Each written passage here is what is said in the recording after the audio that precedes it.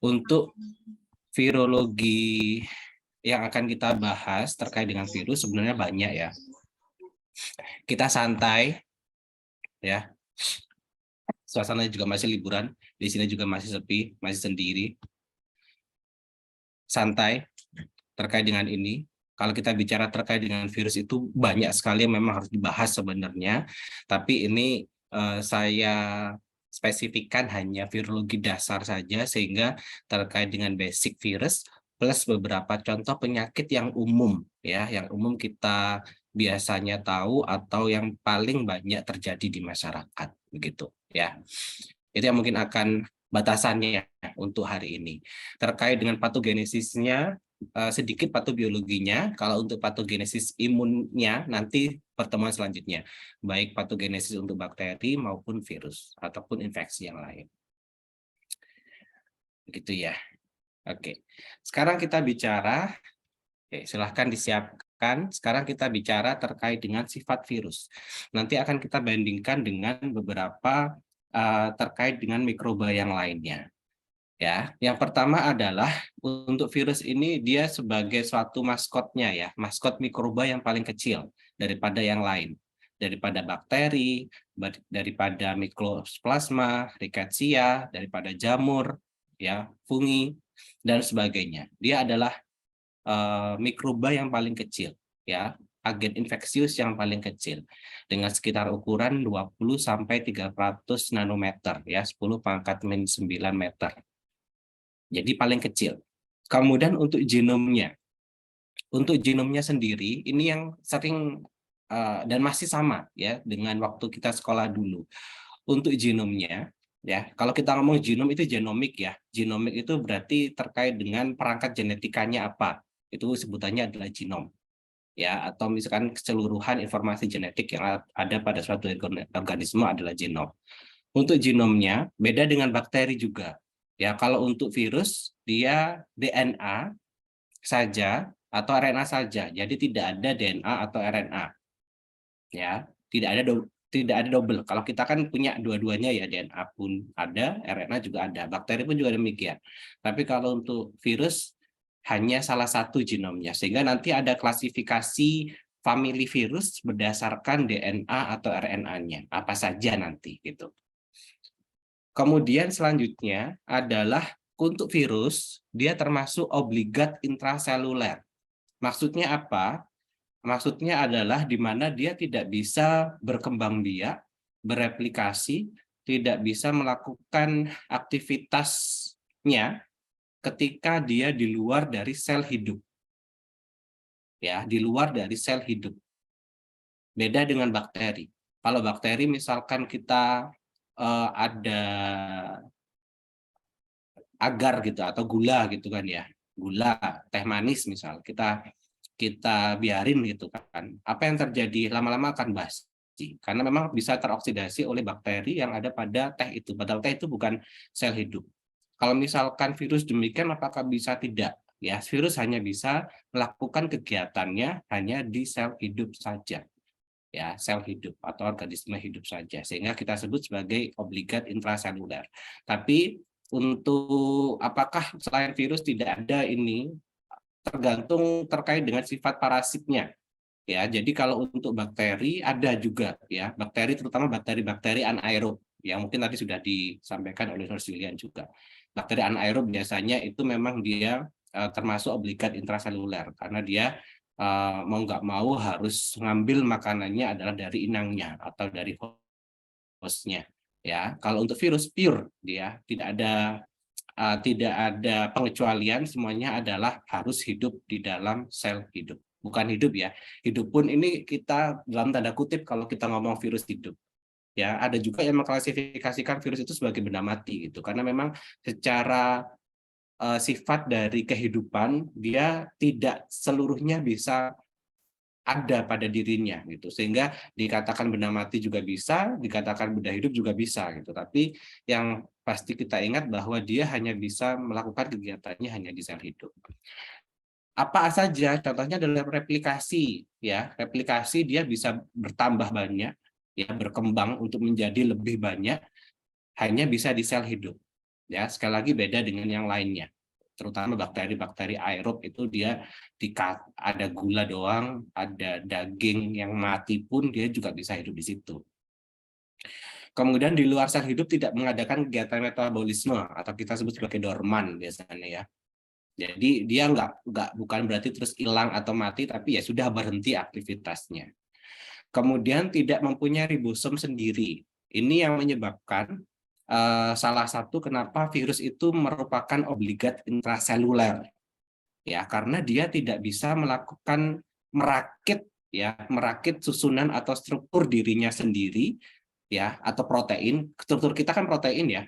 Sel, kemudian organel-organel sel, kemudian membentuk jaringan, itu kan semuanya dibentuknya adalah sebagian besar karena protein yang disekresikan, ya, yang ditranslasikan dari RNA. Tapi kalau untuk virus di ribosom. Tapi untuk virus tidak punya ribosom, sehingga waktu dia membutuhkan struktur tubuh dirinya harus dari sel hidupnya, ya, membutuhkan ribosom dari sel hidupnya karena dia nggak punya. Itu salah satu alasan kenapa dia harus di dalam sel hidup, begitu. Ya. Kemudian selanjutnya, in vitro tidak dapat dibiarkan pada media biasa. Istilah ini sering kita gunakan dalam penelitian, ya. Silahkan diingat-ingat. Jadi kalau kita ngomong in vitro ini adalah pengembangbiakan yang dilakukan di luar dari sel hidup atau organisme hidup. Ya, contohnya misalkan kita mau mengembangbiakan bakteri, kemudian dengan media nutrien, agar kemudian dengan media yang lain, misalnya, itu adalah in vitro. Jadi dia tidak harus numpang pada tempat atau organisme yang lain, itu in vitro. Ya, misalkan contoh penelitiannya biasanya kita lakukan adalah melihat efektivitas antibiotik pada bakteri tertentu misalnya. Ya sudah, antibiotik itu langsung diinfuskan ke bakterinya langsung. Ya, langsung bakteri yang ada di media agarnya misal, kemudian dikasih antibiotiknya, gimana perkembangbiakannya, itu in vitro. Tapi misalkan bakterinya diinfeksikan dulu ke mencit, ya, ke tikus, kemudian dikasih antibiotiknya, gimana perkembangannya, itu adalah in vivo. Ya, in vivo. Jadi untuk virus memang harus semuanya adalah in vivo, nggak bisa dilakukan secara in vitro. Kemudian multiplikasi tidak dengan cara biner. Kalau untuk yang biner ini, kalau untuk bakteri kan 1 jadi 2 gitu kan, 2 jadi 4, 4 jadi 8, 8 dan seterusnya. Tapi untuk virus tidak demikian, ya sesuka-suka dia. Sehingga memang tidak bisa kita terkait dengan replikasinya, tidak bisa terkuantifikasi seperti bakteri, ya, yang berapa jam itu akan bertambah berapa banyak gitu kan. Kalau virus tidak demikian. Kemudian resisten terhadap antibiotik. Kenapa? Karena memang bukan antibiotik. Antibiotik fokus hanya untuk digunakan pada bakteri saja. Ya, jadi salah kalau misalkan ada flu gitu. Flu kan virus ya. Flu kemudian dikasih antibiotik, ya nggak ngaruh. Ya, contoh yang kemarin misalkan orang-orang terinfeksi COVID gitu ya, kemudian dikasih antibiotik gitu kan, radang tenggorokannya misalnya, juga nggak ngaruh, nggak akan memperbaiki terkait dengan COVID-nya akan mati, tidak akan demikian juga. Ya, karena antibiotik hanya fokus untuk bakteri saja. Oke. Ini beberapa kita lihat terkait perbedaan mikroba, ya, yang mungkin tadi sudah disampaikan terkait dengan bakteri, ya, perbedaan mikroba, kemudian ada beberapa yang lain, kemudian dengan virus, ya. Kalau kita ngomong terkait dengan bakteri dan virus itu jelas, ya, terlihat gitu bedanya, ya, terlihat bedanya.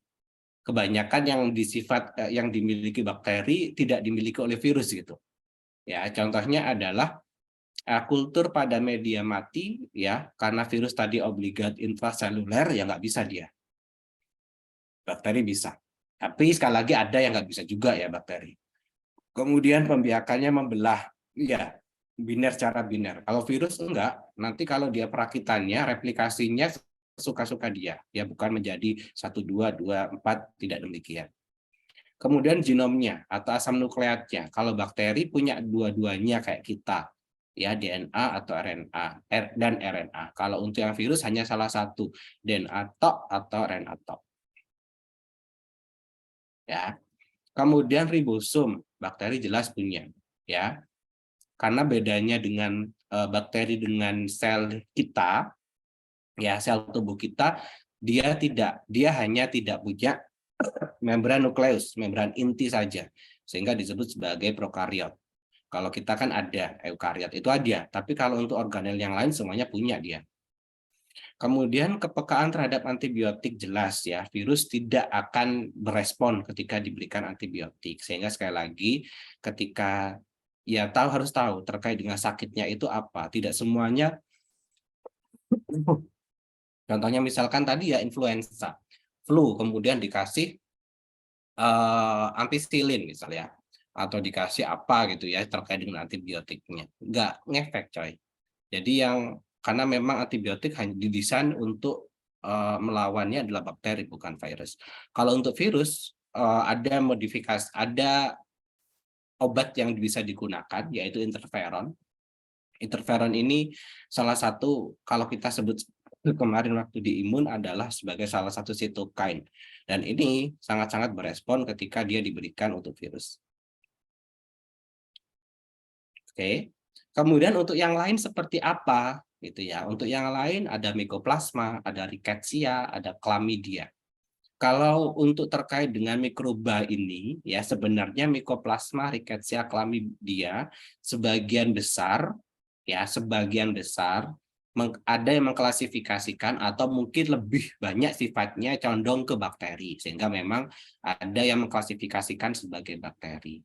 Tapi ada juga yang tidak mengklasifikasikan ke semuanya. Jadi intinya dia berdiri sendiri. Ya. Ya, terkait dengan Mycoplasma, Rickettsia dan Chlamydia ini. Karena memang ada yang dia mensifatinya adalah ke bakteri, ada yang mensifatinya ke virus. Ya, contohnya yang Mycoplasma ini lebih banyak, contohnya adalah ke bakteri. Ini semakin ke kanan semakin kecil ya, secara volumenya, secara ukurannya. Jadi dari bakteri sampai ke virusnya ini dia semakin kecil. Jadi Mycoplasma lebih kecil daripada bakteri. Ya, tapi lebih banyak sifatnya seperti bakteri. Kalau untuk Rickettsia ini dia sama seperti bakteri, namun dia tidak bisa hidup secara in vitro, ya. Dikembangbiakkan secara in vitro dia nggak bisa, jadi harus pada sel hidup.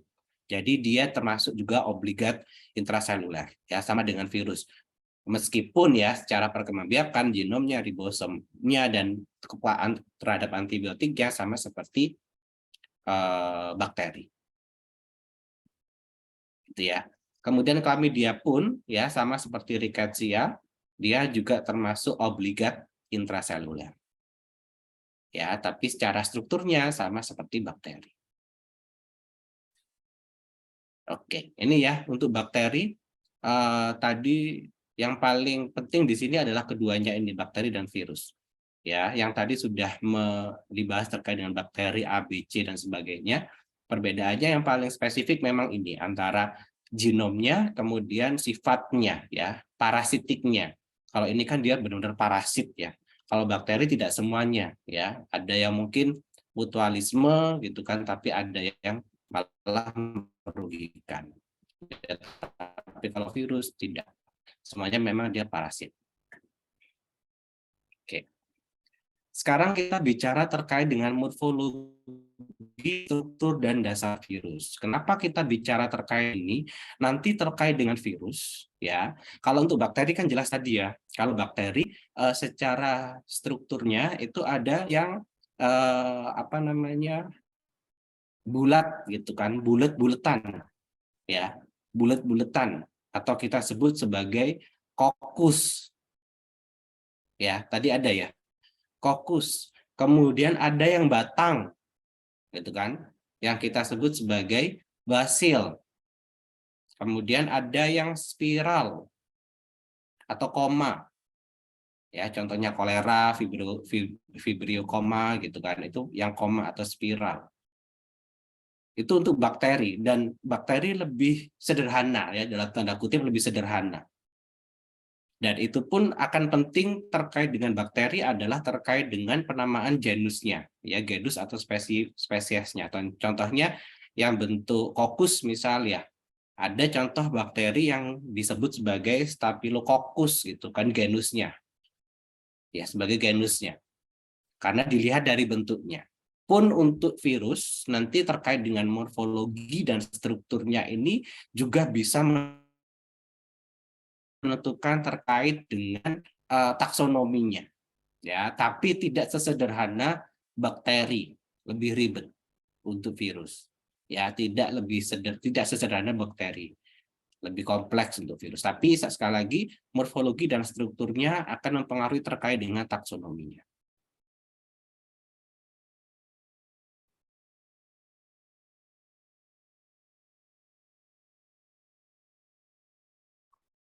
Begitu ya. Sekarang kita bicara terkait pelan-pelan ya ini ya, pelan-pelan terkait dengan bentuknya dulu. Ya, kalau mau dioret-oret silahkan dioret-oret karena memang tidak semuanya bisa saya tuliskan di sini. Yang pertama, untuk bentuknya, untuk bentuk virus sendiri, ya, bentuk virus sendiri itu ada 3 secara dasar. Sebenarnya ada 2 sih ya, ada 2 ini top. Tapi ditambah dengan kompleks ini, yang memang bentuk yang tidak seperti keduanya gitu. Ya, ada 2, yaitu yang pertama adalah kubik atau icosahedral. Ya, contoh gambarnya adalah ini bentukannya, kubik atau icosahedral. Yang kedua adalah helix atau pilinan. Nih. Ya, sudah. Wes itu bentuknya. Kubik ya, bentuk kubik seperti ini, kemudian bentuknya adalah pilinan ya, helix. Oke. Kemudian untuk bentuk yang ketiga ya, yang agak kompleks itu adalah ini. Ya, contohnya adalah bakteriofag. Udah, ada 1, 2, 3. Untuk bentuk yang lain seperti apa? Tidak menjadi klasifikasi bentuk yang contohnya influenza ya. Influenza ini tidak menjadi salah satu klasifikasi dari bentuk semuanya. Tapi lebih banyaknya dimasukkan ke icosahedral atau kubik. Ya, tapi intinya adalah ada 3 itu yang utama. Ya, bentuk kubik, kemudian bentuk helix atau pilinan, kemudian kompleks. Terus ya, bentuknya itu. Sehingga nanti ada untuk famili secara taksonomi, famili dengan virus dengan bentuknya adalah helix apa saja. Kemudian virus dengan bentuknya adalah kubik, itu apa saja. Ya. Ada yang kotak seperti ini, bukan kotak sih ya, ya bentuk kubik, kemudian bentuk pilihan. Oke, kemudian sekarang secara strukturnya, ya struktur dasar virus. Nah, ini istilah-istilah ya, jangan mau nggak mau harus ingat terkait dengan ini, ya istilahnya. Yang pertama adalah virion. Virion adalah partikel virus yang utuh, berarti ya virusnya sendiri. Ya, semua yang ada di virusnya adalah dalam arti semua struktur 1, 2, ada 3 gitu ya strukturnya. Ada genomnya, ada kapsidnya, ada envelope-nya, ada peplomernya gitu atau spike-nya. Semuanya disatukan itu adalah virion. Ya, virusnya itu intinya. Ya, virion. Kemudian yang kedua adalah asam nukleat. Ya, atau genomnya. Ya, tadi hanya DNA saja atau RNA saja. Nah, sekali lagi nanti sehingga ada taksonomi yang menentukannya berdasarkan dari genomnya, virus DNA mana, virus RNA mana. Ya. Terkait dengan DNA dan RNA ini, dulu saya sampaikan bahwa kalau di sel kita ya, di human, itu kan DNA itu double helix gitu kan. Kemudian RNA adalah single strand gitu kan, double dan single. Terkait dengan perbedaan DNA dan RNA bukan itu ya. Ya, jadi pernah saya sampaikan dulu terkait dengan perbedaan antara DNA dan RNA. Bukan masalah kalau DNA itu double dua pilinannya, kemudian RNA itu hanya satu, bukan itu perbedaannya. Yang membedakan keduanya itu adalah ikatan deoksinya, ya. Satunya deoksiribosa, satunya ribosa tok. Satunya kehilangan oksigen, ya. Kalau DNA kan deoksi, kehilangan satu oksigen. Kalau untuk yang RNA tidak. Itu yang membedakan DNA dan RNA. Ya, sehingga nanti jangan bingung ketika dituliskan di virus DNA single strand loh. DNA tapi kok single strand gitu. Sekali lagi yang membedakan RNA DNA bukan masalah single atau double-nya, tapi ikatan nukleatnya. Ya, nukleotidanya. Satunya deoksi, satunya ribosa. Satunya kehilangan oksigen, satunya tidak. Ini ya, ini perlu saya sampaikan karena nanti ada klasifikasi terkait dengan virus yang dituliskan adalah ssDNA begitu. Ya, yang artinya adalah single strand. Takutnya nanti bingung, single strand, kenapa DNA? DNA kan double strand, kenapa kok single strand? Yang menjadikan dia DNA bukan masalah strandednya, bukan masalah dia double atau single, tapi masalah ikatan nukleatnya. Wes ya. Kemudian yang ke selanjutnya, yaitu kapsid. Kapsid adalah lapisan protein yang membungkus genom asam nukleat. Jadi nanti ada di dalamnya kan ada genomnya, ada ya kalau kita ada kromosom gitulah ya. Meskipun kalau di virus tidak disebut sebagai kromosom ya, biasanya disebut sebagai segmen. Kemudian setelah ada kromosom, kemudian kita dilapisi oleh membran nukleus kalau di kita ya. Tapi kalau di virus itu dilapisi oleh namanya kapsid. Dia bukan membran nukleus ya, tapi kapsid. Ya, dan terbentuknya adalah dari protein. Ya, kapsid. Dari kapsid inilah yang mau diingat. Dari kapsid inilah yang dia menentukan apakah bentuknya sebagai bentuk kubik, bentuk helix atau kompleks. Itu dari kapsidnya.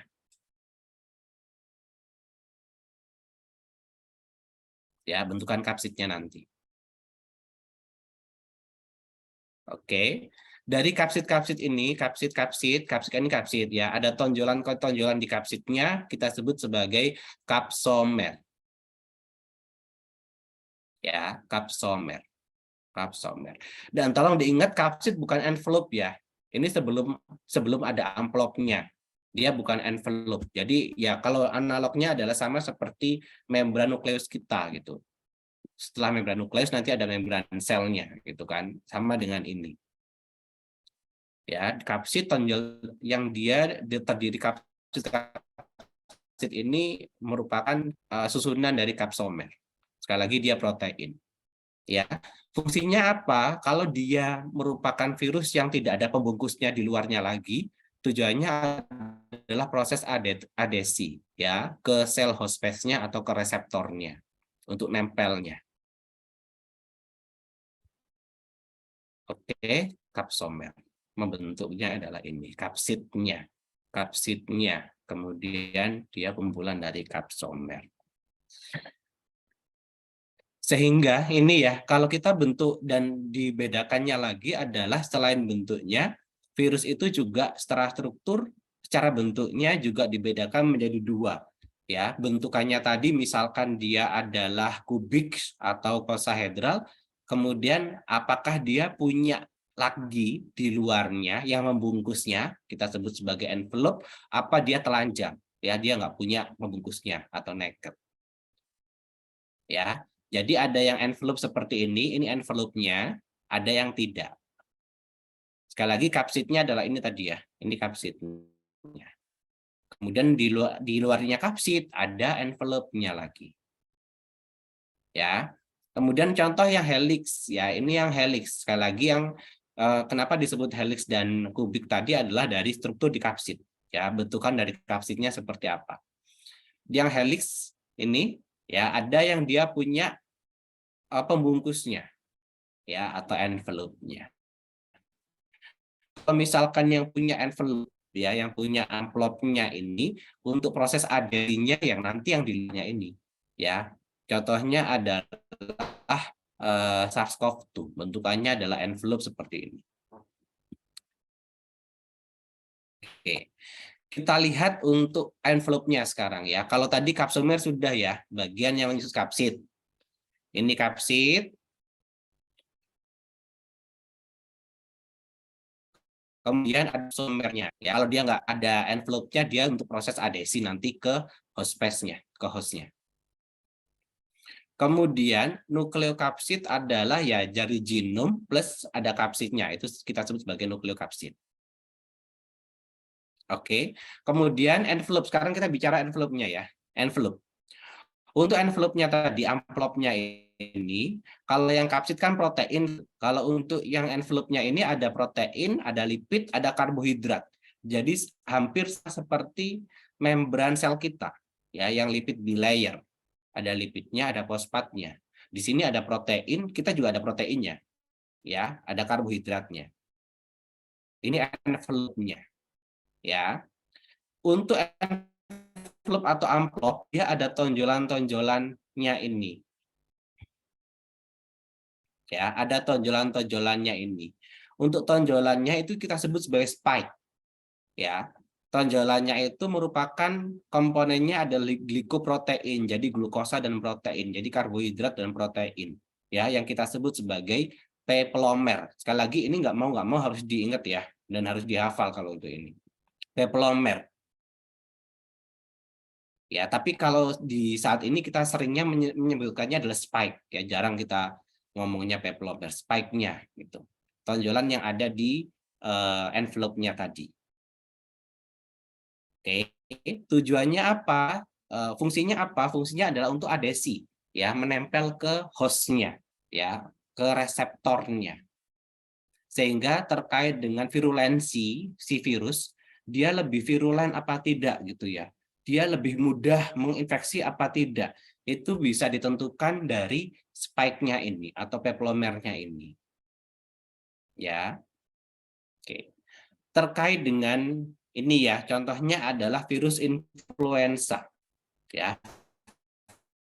Virus influenza punya spike atau pepelomer yang disebut ya, sebutannya untuk virus influenza adalah hemaglutinin dan neuramidase.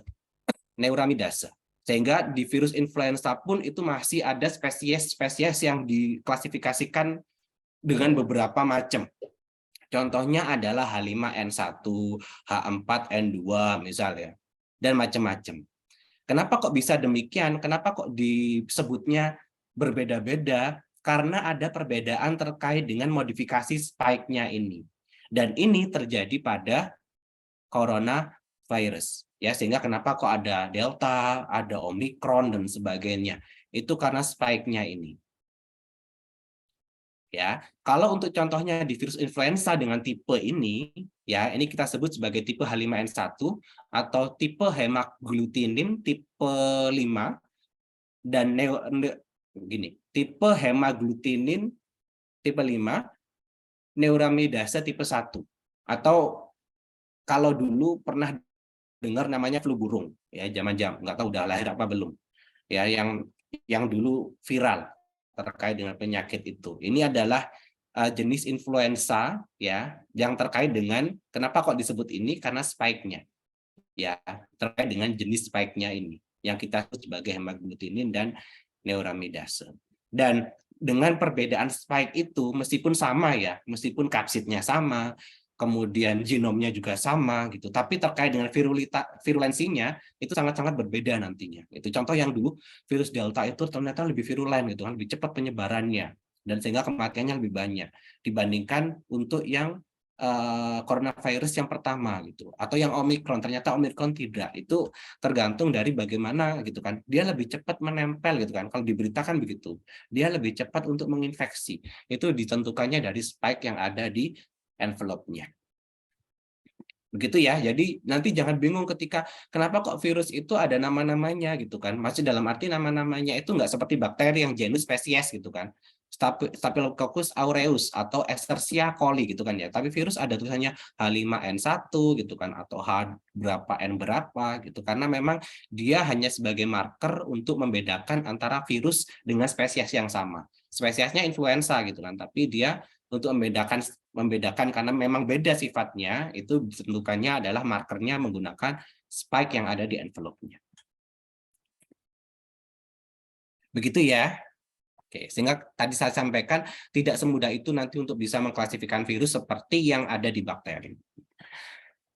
Oke, secara struktur dasar tadi sudah, intinya sebenarnya cuma dua ya. Ada yang kubik seperti ini ya, icosahedral, ada yang pilinan atau helix ya. Yang ini dia beramplop atau tidak. Udah itu aja sebenarnya. Ya, cuma tambahannya tadi ada yang kompleks gitu aja. Ya. Oh, ini ingat-ingat. Nanti sekali lagi ini akan menentukan taksonominya. Nama-nama terkait dengan familinya, ordonya gitu kan. Genusnya apa gitu. Ya.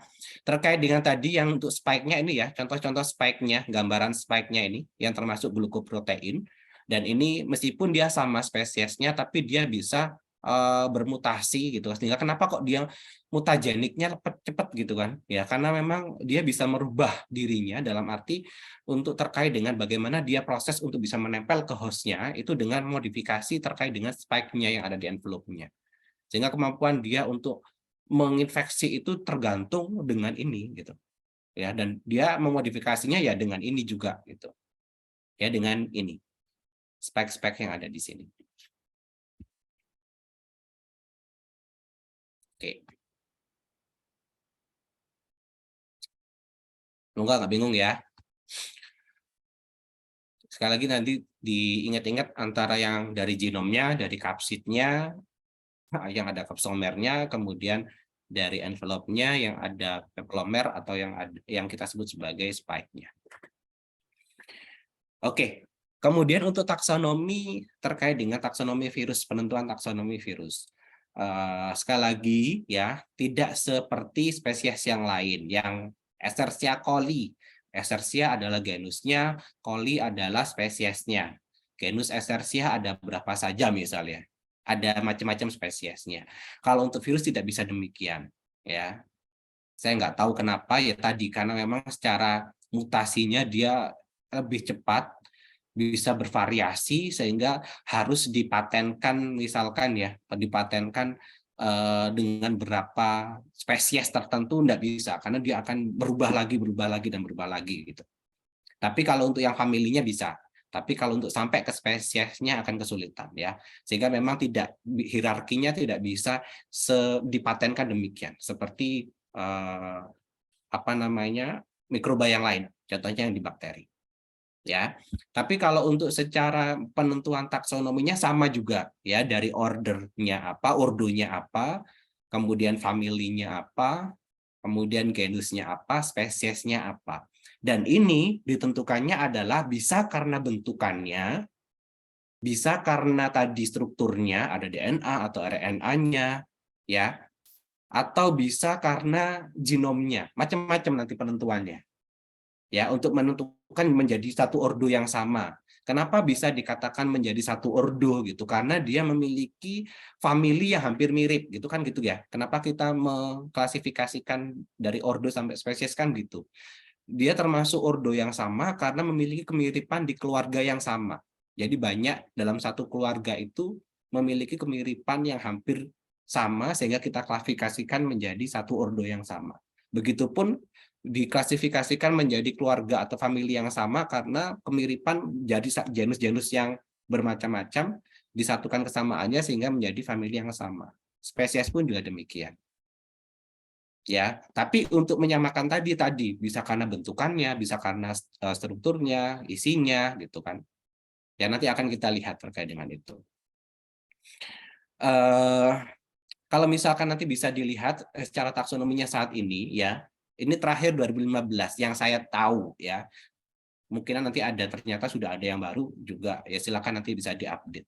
Untuk saat ini ada 7 ordo, kemudian 112 famili dan 610 genus dan 3.704 spesies, dan ini sangat-sangat bisa berubah cepat itu terutama untuk yang spesiesnya ya.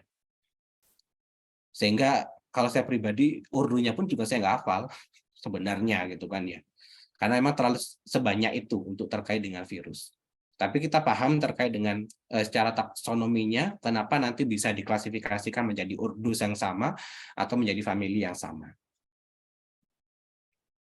Oke, nanti bisa dibuka-buka. Oh, ingin tahu terkait dengan apa namanya famili dari virus itu apa saja. Ini contoh dari urdo ya, dari urdo yang ada di virus ya. Ada 7, tadi kan 7 ya. 7 urdo yang ada, yaitu dari Cauda virales, kemudian herpes virales, sampai ke Timo virales. Untuk yang ordo biasanya dia berakhirannya adalah virales ini. Ya, kemudian untuk familinya biasanya berakhiran dengan Viridae, ya. Baru ke genus dan spesiesnya. Ini kan gini ya. Kalau misalkan kalau untuk yang bakteri kan genusnya Escherichia, spesiesnya coli misalnya, Staphylococcus aureus gitu kan. Kalau di sini nggak bisa demikian. Ya, contohnya untuk yang familinya herpes viridae, kemudian genusnya adalah virus simplex, spesiesnya ternyata adalah human herpes virus atau HPV 2 gitu. Kan beda banget ya namanya. Ya, ini ordo yang ada, family-familinya apa, genusnya apa, dan spesiesnya apa. Kemudian contoh dari untuk host spesiesnya ya, yang di sebagai sel inangnya. Contohnya untuk yang HPV tadi ya, human ini yang paling banyak ya, herpes virus kan paling banyak, yang sering terjadi maksudnya. Ya, ini menyerangnya inangnya adalah animal. Animal ini bukan berarti hewan non manusia ya, manusia juga termasuk animal ya. Jadi kalau kita ngomong animal itu berarti manusia kita masuk gitu. Ya. Jadi cuma 2, animal dan plant saja gitu kan. Jadi kita termasuk di animalnya. Oke. Kemudian untuk terkait dengan klasifikasi tadi ya, kita nanti yang terutama untuk yang fungsinya untuk yang nanti virus-virus yang menyerangnya adalah ke manusia ya. Inangnya adalah manusia. Ya. Kenapa perlu diklasifikasikan terutama untuk familinya ya. Yang penting adalah familinya. Karena memang secara familinya itu nanti kita bisa mengklasifikasikan virus itu secara biologinya ya, apakah secara strukturnya sama, kemudian fisiknya ya, kemudian apakah secara penyusunnya sama, kemudian strukturnya sama, kemudian bagaimana ekspresi dari genomnya gitu. Itu akan ada kemiripan dalam satu keluarga. Contohnya Coronaviridae gitu ya. Itu kan satu famili, Coronaviridae. Nanti untuk yang genusnya ada coronavirus. Coronaviridae itu punya struktur yang dia seperti mahkota gitu kan, crown. Sehingga kenapa disebut sebagai corona. Semuanya akan seperti itu ya secara strukturnya, tapi mungkin memang akan secara sifat juga akan ada kesamaan. Tapi nanti secara spesies, secara bagaimana dia apa patobiologinya mungkin ada perbedaan iya, tapi kesamaan itu yang penting harus kita tahu gitu ya secara family. Ya, itu yang kenapa kok dalam satu virus itu yang memang yang penting kita tahu terkait dengan familinya ya. Tadi terkait dengan struktur genomnya, kemudian ukurannya, morfologinya, proses molekularnya seperti apa gitu. Itu dari kesamaan lebih banyak di familinya. Ini contoh mengklasifikasikan keluarga virus ya untuk nanti di familinya apa itu berdasarkan beberapa kriteria ya untuk mengklasifikasikannya. Contoh yang tadi yang ini kenapa kok bisa dikatakan sebagai Myoviridae, Herpes viridae gitu kan. Ini sebenarnya bisa kita klasifikasikan berdasarkan beberapa kriteria ini. Ya. Yang pertama, kriteria berdasarkan dari genomnya. Tadi ya, ada yang virus DNA dan RNA. Nanti ada beberapa famili yang memang dia hanya DNA saja, ada yang RNA saja gitu. Kemudian terkait dengan pitanya, strain-nya. Ya, ada yang dia DNA tapi double strand, ada yang single strand, ya, ada yang sebagian double, ada yang sebagian single. Ya, nanti ada kita lihat nanti klasifikasi keluarganya, familinya seperti apa. Kemudian sense dari single strand genomnya, ya. Ini Ini saya sampaikan saja, tapi mungkin akan sedikit membingungkan dengan pernyataan ini. Nanti karena memang ada yang ditulis plus dan minus gitu terkait dengan virus, terkait dengan misalkan plus SS DNA gitu atau plus SS RNA. Untuk plus dan minus ini adalah sebenarnya kalau untuk yang dikatakan plus ini dia bisa di reverse secara langsung. Jadi terkait dengan bagaimana replikasinya nanti. Gitu. Jadi kalau untuk plus ini penjelasannya sebenarnya adalah RNA-nya itu dia langsung bisa ditranslasikan untuk bisa menjadi protein atau strukturnya dia. Untuk yang plus.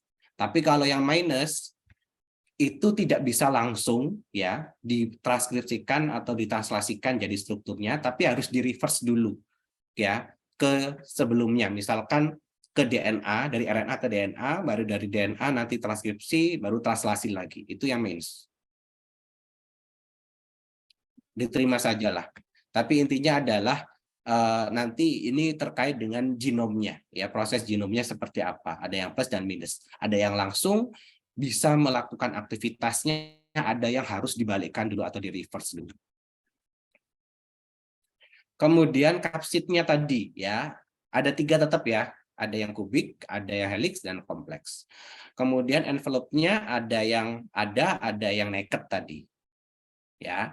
Kemudian genome segmentation-nya ini jumlah segmen atau kalau di kita kromosom namanya. Kalau di virus namanya segmen, berapa banyak gitu segmennya. Kemudian genomic struktur dan sebagainya. Tapi yang penting adalah ini ya kriteria-kriteria dari genomiknya sampai berapa jumlah genomnya. Oke, sekarang kita lihat terkait dengan famili virus yang kebanyakan yang menyerangnya fokusnya ke human.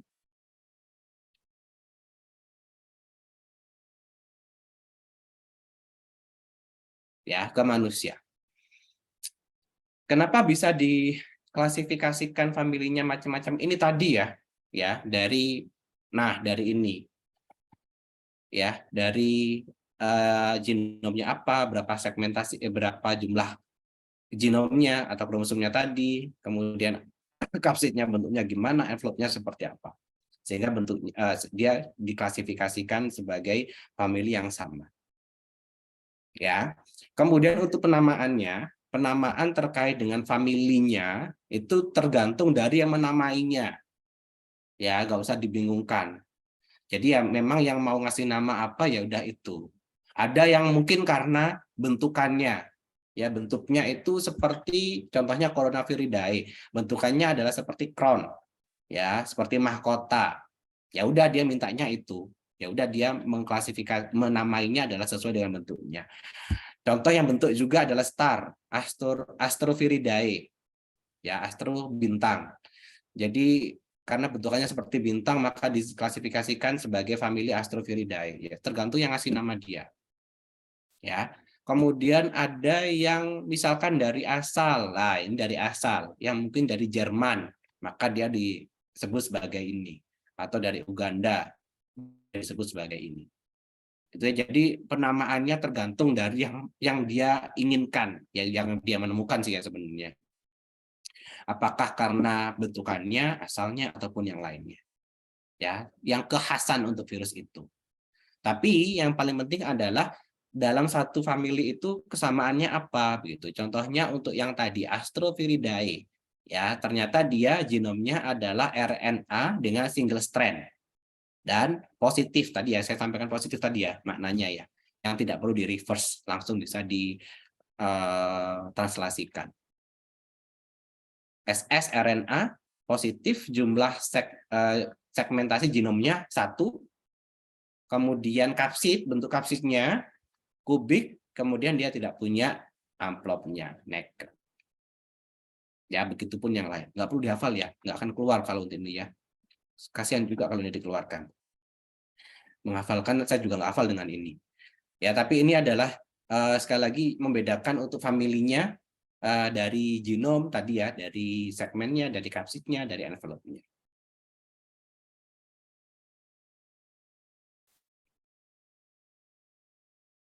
Oke. Ini contoh dari sama dengan tadi, tapi ini morfologinya yang lebih kelihatan dari bentuk ya. Memang penamaannya karena dari bentuknya, lebih ke bentukannya. Contohnya adalah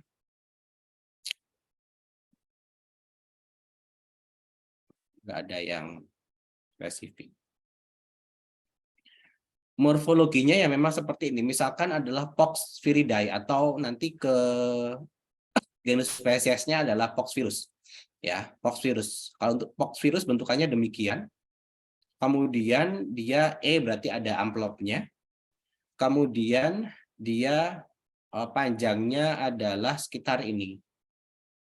Panjang genomnya ya ini ya, 350 sampai 250 nanometer. Kemudian beberapa bentukan yang lain. Ini Retroviridae. Ini contoh dari virus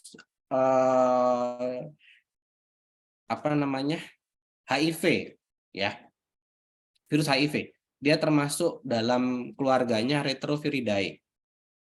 Ya, bentukannya seperti ini berarti. Dia punya amplop panjangnya sekian dan dia genomnya adalah RNA dengan plus ya, plus strand tadi yang langsung bisa di replikasi bukan direplikasi, ditranslasikan. Ya, Retroviridae. Contohnya ini. Ini kalau misal ini disebut Retroviridae bukan karena bentuknya ya sebenarnya, tapi karena dia sebagai backward gitu. Penjelasannya adalah dia ke belakang. Tapi saya sebenarnya belum memahami terkait dengan kenapa kok dikatakan sebagai retro gitu kan, ke belakang untuk menamakan familinya itu untuk HIV. Dan silakan nanti bisa dicari. Ya, Retroviridae. Ini contoh-contoh dari morfologinya seperti apa. Oke. Dari familinya ini beberapa contoh virus ya, dari spesies virus, dari spesies berarti ya, contoh ke spesiesnya yang mungkin banyak kita jumpai di masyarakat saat ini ya. Kalau contohnya misal di sini ada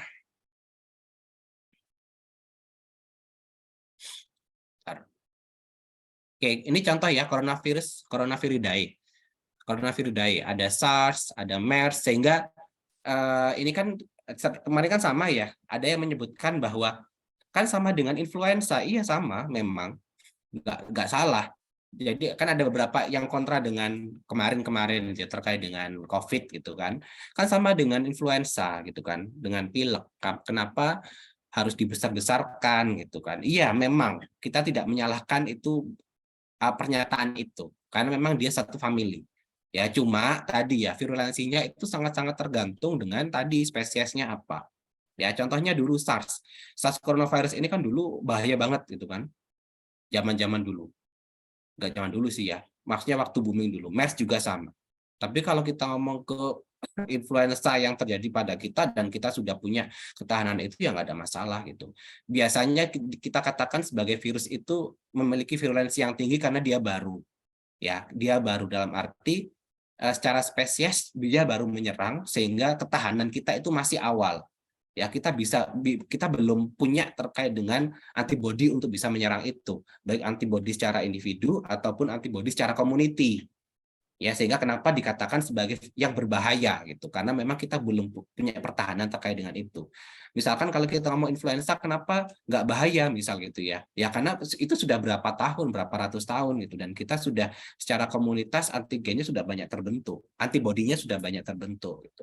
Sehingga kalau misalkan kita ngomong terkait dengan virus corona, apakah nanti menjadi hal yang biasa? Sangat menjadi hal yang biasa nantinya, karena secara vaksin sudah, secara apa namanya, yang terinfeksi jumlahnya juga banyak gitu kan, sehingga antibodi komunitasnya juga sudah banyak terbentuk, sehingga nanti akan menjadi satu hal yang biasa, gitu ya.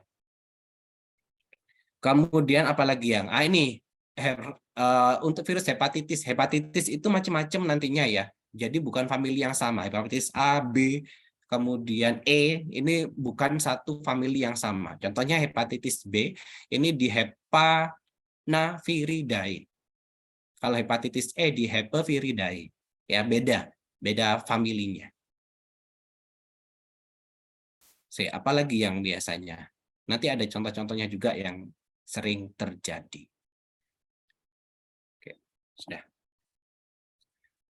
Ya ini herpes virus juga, ini sering terjadi juga, masih banyak terjadi ya. Herpes viridae, familinya untuk yang spesiesnya adalah herpes simplex, HPV, baik tipe 1 maupun tipe 2. Kemudian ada papillomaviridae, ini yang biasanya menyebabkan CA cervix, ya HPV, human papillomavirus. Ya, ini familinya.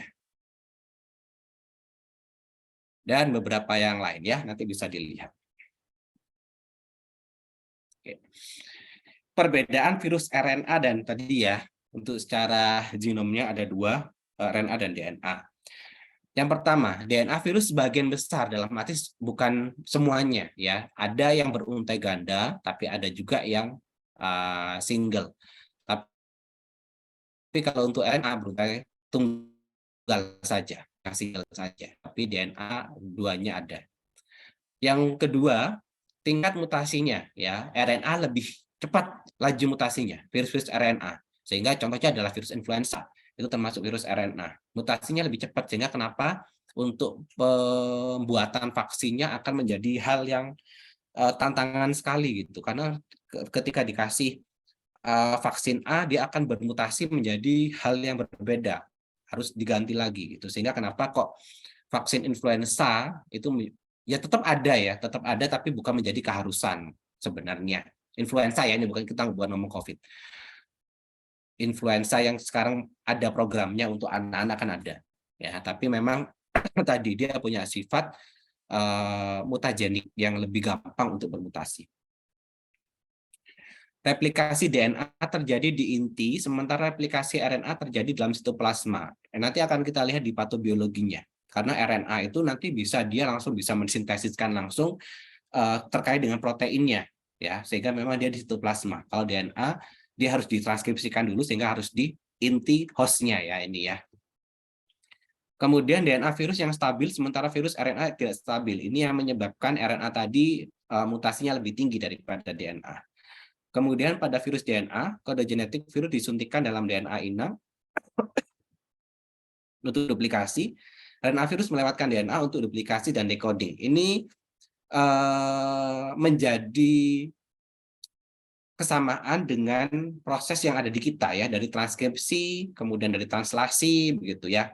RNA kenapa dia, sehingga ini menjadi alasan kenapa RNA tadi bukan mutasinya, tapi secara virulensinya ya sama saja sebenarnya, tapi sebagian besar RNA virus punya virulensi lebih besar daripada DNA virus. Karena dia lebih cepat prosesnya. Oke. Ini mengklasifikasikan tadi ya, dari famili-familinya itu mana yang kita bisa klasifikasikan menjadi DNA virus. Ya. Ini contoh yang tadi herpes viridae, dia DNA double strand, bentukannya kapsidnya adalah icosahedral dan punya amplop. Nih, ya, dan bentukan-bentukan yang lain. Kemudian RNA virus, ya, yang positif dan yang negatif ini. Yang positif tadi, ya, yang positif, yang sering mana? Yang sering, ini contoh yang coronaviridae ya. Dia merupakan single strand RNA, ada envelope-nya dan positif. Kemudian tanpa reverse transkriptase, ini enzimnya, gitu ya. Dia masuk ke familinya ini, coronaviridae. Kemudian ini Togaviridae. Ya, ini adalah mengklasifikasikan sekali lagi terkait dengan famili virus berdasarkan genomnya, RNA dan DNA-nya. Ini juga.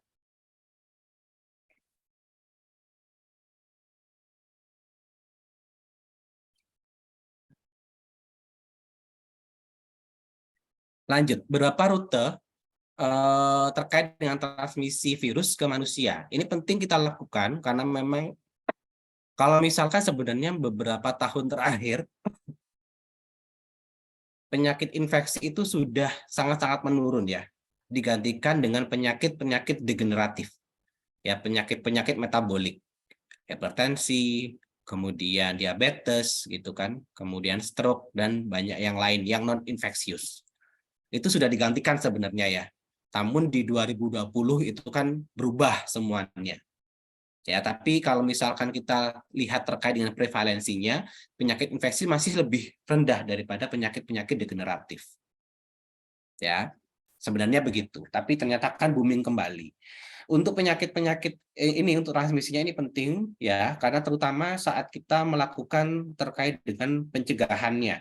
Ya, pastinya pencegahannya. Ya, edukasinya nantinya. Ya, baik pencegahan secara individunya, keluarga maupun secara komunitinya. Kita harus tahu terkait dengan rutenya seperti apa. Ya sama dengan ini kan juga menjadi stigma ya. Sama dengan orang HIV misal. Orang HIV, orang terinfeksi HIV harus dijauhi gitu kan. Harus diasingkan karena dianggap sebagai suatu penyakit kutukan yang menular yang aib misal ya. Padahal secara transmisinya dia merupakan penyakit infeksi yang paling sulit untuk bisa ditransmisikan, kecuali dengan hal-hal yang memang secara khusus, contohnya adalah seksual, atau misalkan langsung kontak dengan darah pasien yang langsung masuk ke tubuh misalkan ya.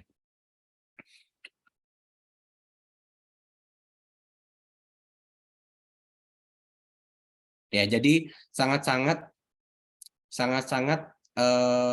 tergantung bagaimana dia kemampuannya bertransmisi. Ya, itu sangat penting kita tahu nantinya.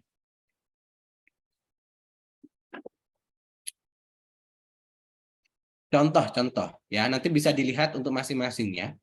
Tapi contoh untuk yang respiratori jelas contoh-contoh yang saat ini ya, influenza, kemudian coronavirus, kemudian varicella juga itu juga disebabkan karena rute respiratori. Biasanya dari droplet, aerosol, respiratori yang lain ya, dari sekretnya, dari sputumnya.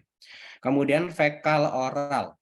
Ini yang sering adalah terkait dengan ini ya, yang lebih banyak yaitu hepatitis A. Ya, sehingga kenapa untuk yang hepatitis tipe ini yang paling sering edukasinya adalah dibedakan untuk tempat makannya, gitu kan ya, piringnya, sendoknya, kemudian pencuciannya seperti apa. Kemudian oh ya, dan virus hepatitis kalau kita ranking ya, ada 3 rankingnya transmisi itu. Yang paling cepat, kemudian yang paling sedang, ya biasa lah ya, yang paling sulit. Dan yang paling cepat klasifikasi pertama ini termasuk adalah hepatitis. Itu paling cepat ya. Yang paling sulit, yang paling nggak bisa dengan mudah untuk bisa ditransmisikan adalah HIV. Ya, yang sedang ya, yang sedang-sedang ini, tapi bukan virus yang sedang-sedang ini. Yang sedang-sedang ini adalah, bentar ya.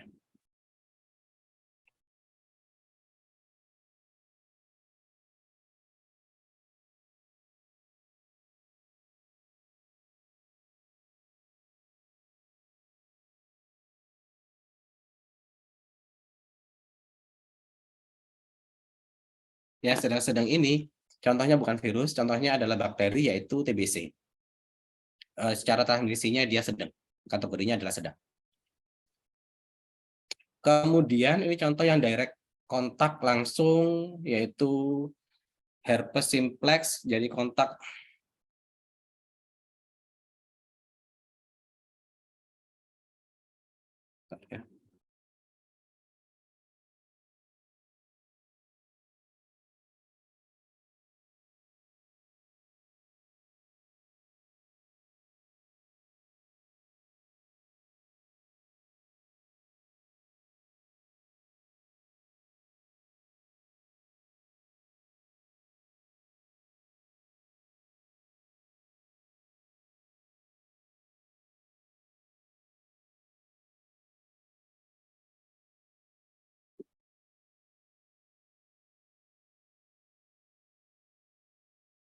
apa tadi? Ya, yang direct ini contohnya yang herpes ya. Jadi memang kontak langsung dengan pasiennya. Kemudian yang seksual tadi yang sulit sebenarnya ketika memang tidak ada aktivitas ini. Contohnya adalah HIV. Kemudian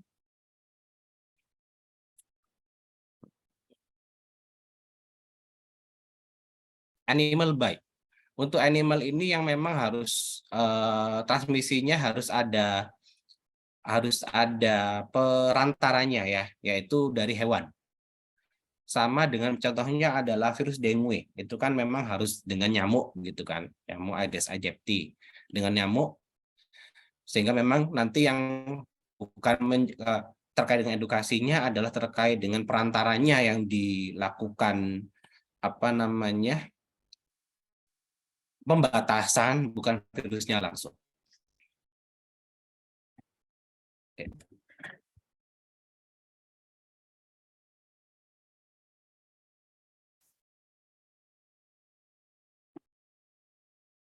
Patobiologi penyakit virus. Nanti terkait dengan imunogeniknya, imunogenitasnya, imunnya itu nanti di pertemuan selanjutnya. Tapi ini terkait dengan bagaimana dia saat dia memasuki hospesnya, ya. Di awalnya saja. Beberapa mekanisme virus ketika dia masuk ke dalam sel hospes, ada yang pertama adalah infeksi litik. Ya, dia bereplikasi dan menyebabkan hospesnya pecah. Ya, selnya dia rusak. Jadi dia replikasi plus selnya rusak. Itu termasuk infeksi litik. Ada yang dia menghasilkan tidak segera menghasilkan virus baru, jadi rilisnya dia bertahap, ya bertahap, tapi dia bertahan di situ.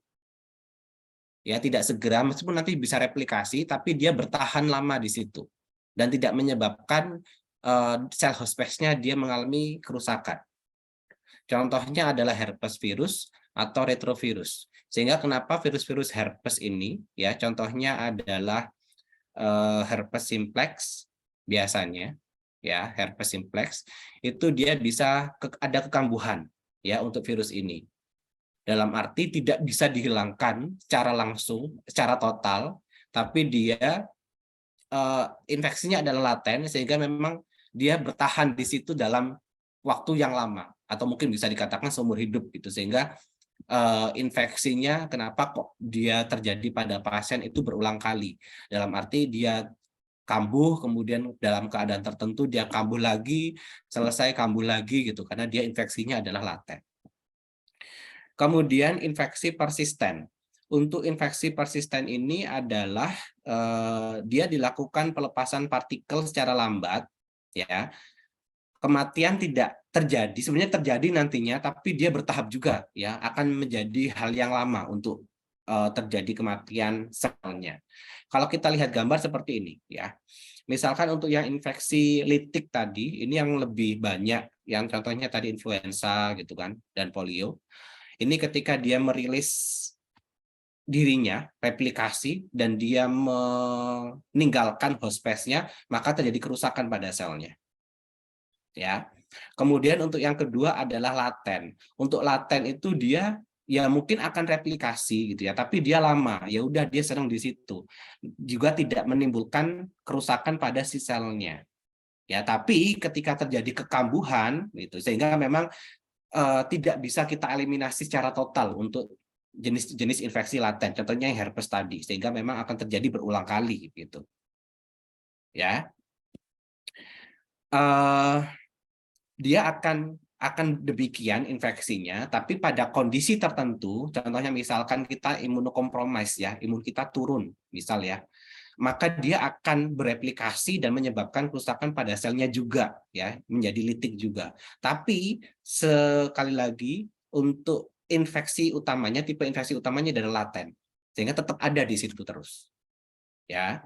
Kalau untuk yang persisten tadi, contohnya yang hepatitis B, dia merilis selnya tanpa ada kematian sel untuk saat itu ya, tapi pada akhirnya, sehingga kenapa orang-orang dengan hepatitis B itu sirosisnya atau kematian sel hatinya itu bukan 1-2 minggu, tapi lama baru terjadi sirosis hepatis.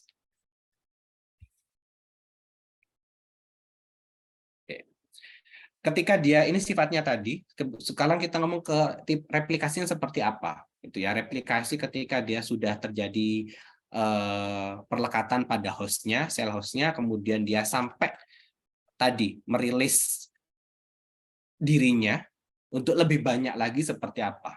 Ini akan kita lihat. Yang pertama adalah nanti ini tahap-tahapannya ya.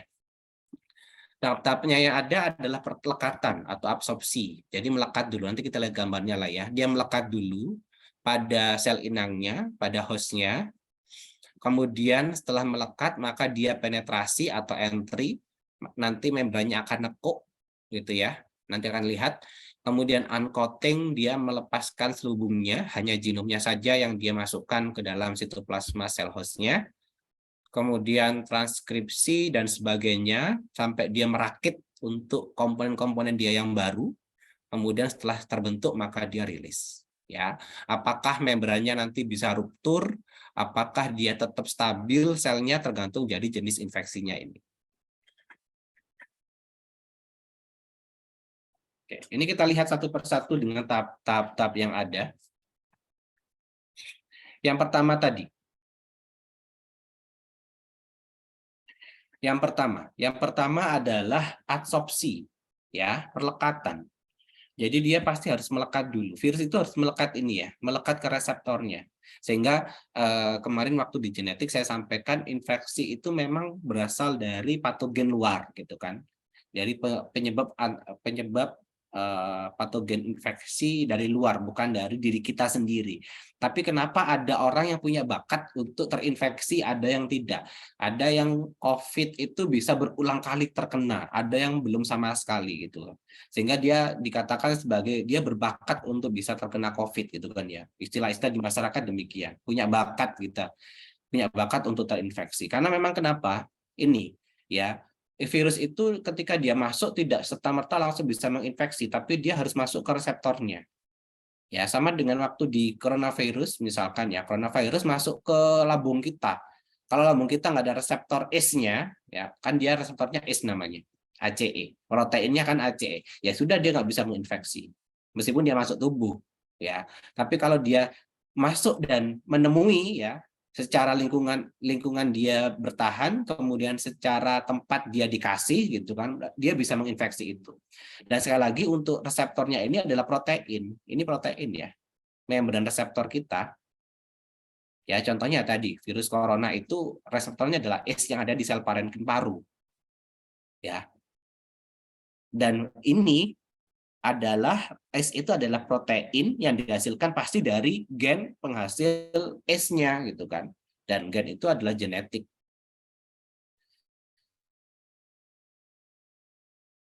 Dan mungkin orang bentuk reseptornya itu ada yang sangat disukai oleh si virus, ada yang mungkin enggak gitu ya. Beda-beda. Perbedaan kita susunannya. Gitu. Sehingga kenapa penyakit infeksi itu tidak 100% pure dari patogen luar. Ya, mungkin bisa dikatakan 30% pun juga disebabkan oleh faktor bakat tadi, yaitu genetik itu. Ya, karena tadi ini reseptornya. Oke, kita balik ke tahapnya ya. Ke tahapnya adalah untuk perlekatan. Untuk perlekatannya ini ya, ini tadi anggaplah ini kapsidnya di sini, kemudian ini adalah envelope-nya. Kemudian dia punya spike-nya. Ya, yang pertama tadi ya, terkait dengan virulensi virus itu sangat tergantung dari spike-nya. Sehingga yang memang melekat nanti ke reseptor sel host-nya adalah si spike-nya ini. Ya, dia nempel dulu atau kita sebut sebagai adsorpsi. Tahap pertama. Ketika dia sudah adsorpsi, maka dia akan terjadi penetrasi, ya, tahap yang kedua atau entry. Di sini akan terjadi apa? Ketika dia sudah nempel, maka akan menekuk membran sel host-nya itu. Ya, sel host kita, sel host-nya yang diserang itu akan nekuk. Oke, akan nekuk atau kita sebut sebagai invaginasi membrannya. Ya, invaginasi itu terjadi seperti ini ya, wis gampangnya gitu. Nekuk demikian. Invaginasi. Ya. Kemudian membran yang ada di sel kita akan dipakai oleh si virusnya tersebut Ya, masih di entry tadi, ini masih yang tahap kedua, penetrasi dan di entry. Oke. Kemudian yang ketiga adalah dia melepaskan membrannya semua. Melepaskan dari membran kita, dari envelope-nya, dari capsid-nya, ya. Dia akan melepaskan genomnya sendiri, kemudian capsid-nya sendiri. Ya, atau kita sebut sebagai tahap uncoating, ya, dilepas bajunya. Oke, kemudian karena genomnya sudah dilepaskan, ya dia ya sudah akan tahapnya sesuai dengan di bagaimana proses sintesis protein, gitu kan, dari dia transkripsi, ini ya, dia mentranskripsikan dirinya, kemudian dari RNA-nya itu akan ditranslasikan, ya, untuk mensintesis protein sebagai satu strukturnya nanti, ya. Strukturnya nanti, sintesa komponennya, kemudian sampai dia matang dulu. Dan ribosom sama ini ya, ribosom, kalau translasi kan di ribosom, itu merupakan ribosom sel hostnya, bukan ribosom dari si virusnya. Ya, kenapa dia ya obligat itu tujuannya adalah ini juga, karena dia harus menggunakan milik yang diinfeksinya, dia nggak punya sendiri. Oke, kemudian dia sudah sintesis protein, setelah semuanya strukturnya ada, maka dia packaging, ya, dirakit di sini, dirakit dulu menjadi tadi ada genomnya, ada kapsidnya lagi, sampai ke kapsid, ya. Kemudian setelah selesai genom dan kapsidnya atau nukleokapsidnya udah jadi, terakhir, ya, dia rilis, ya. Envelope-nya dia menggunakan membran sel kita. Rilis dengan jumlah yang tidak bisa kita tentukan. Sudah. Ya, apakah yang terjadi pada sel? Ada yang tadi terjadi kematian sel, ruptur. Ada yang dia masih bagus, ya, tergantung jadi infeksinya apa.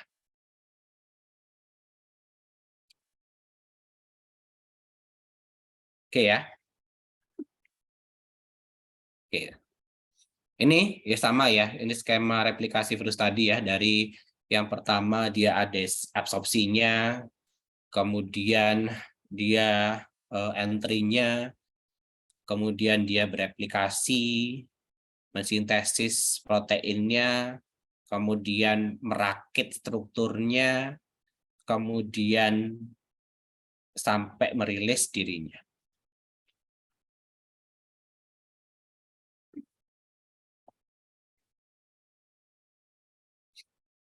Oke, ini ada jenis yang dengan struktur kompleks tadi, ya. Ini untuk yang tadi kan secara patobiologi, secara normal pada kita, gitu kan. Contohnya virus yang menyerang sel sehat kita.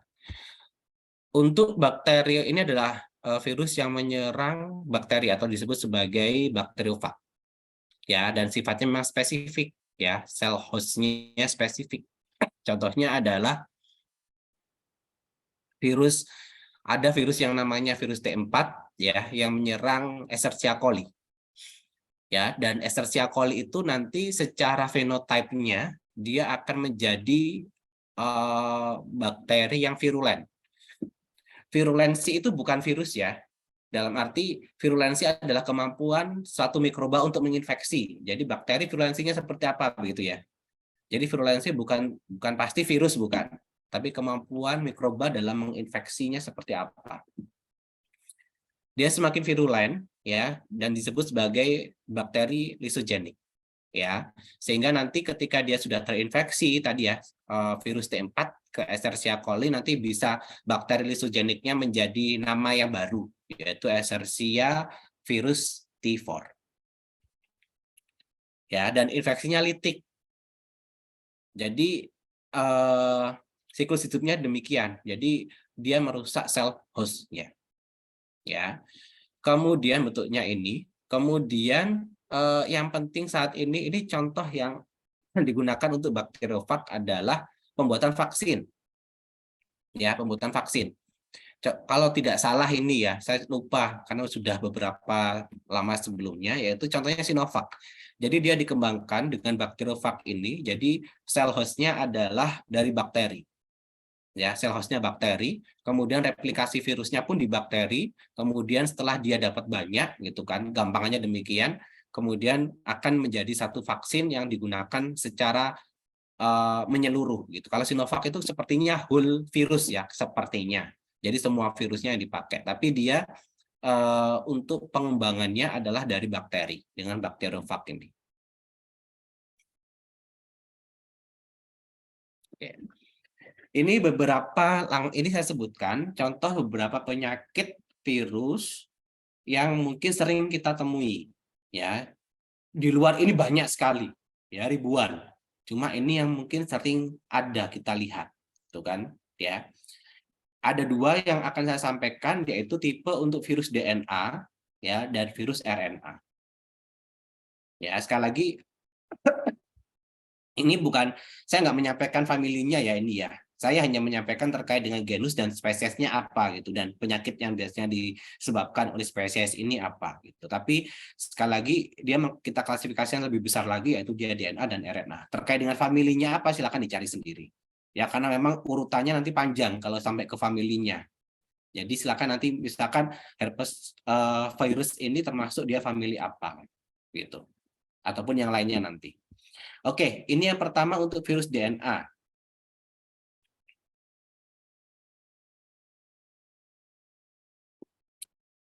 Untuk virus DNA, yang pertama contohnya adalah herpes virus. Ya, dan ini sering. Yang pertama adalah yang paling sering. Mungkin ada yang pernah mengalami demikian. Ada, ini namanya blister ya. Blister yang mengumpul titik-titik pada area mulutnya. Ya, itu disebabkan oleh herpes simplex virus tipe 1. Ya, untuk penyakitnya kita sebut sebagai herpes labialis. Oke, herpes virus hanya bisa menyerang di mukosa, sehingga memang ada bisanya adalah di mulut ataupun di genital. Ya, dia kontak langsung tadi ya untuk apa namanya penyebabnya. Kemudian yang tipe 2 adalah herpes simplex virus tipe 2. Ini terjadinya di genital. Ya, terjadi di genital. Sama, blister juga tapi adanya di genital. Kalau misalkan hati-hati ketika dia terjadi pada ibu-ibu dengan masa kehamilan, ya, dia gestasi trimester berapa misalnya, hati-hati dengan itu karena bisa menyebabkan masalah kongenital pada si anak.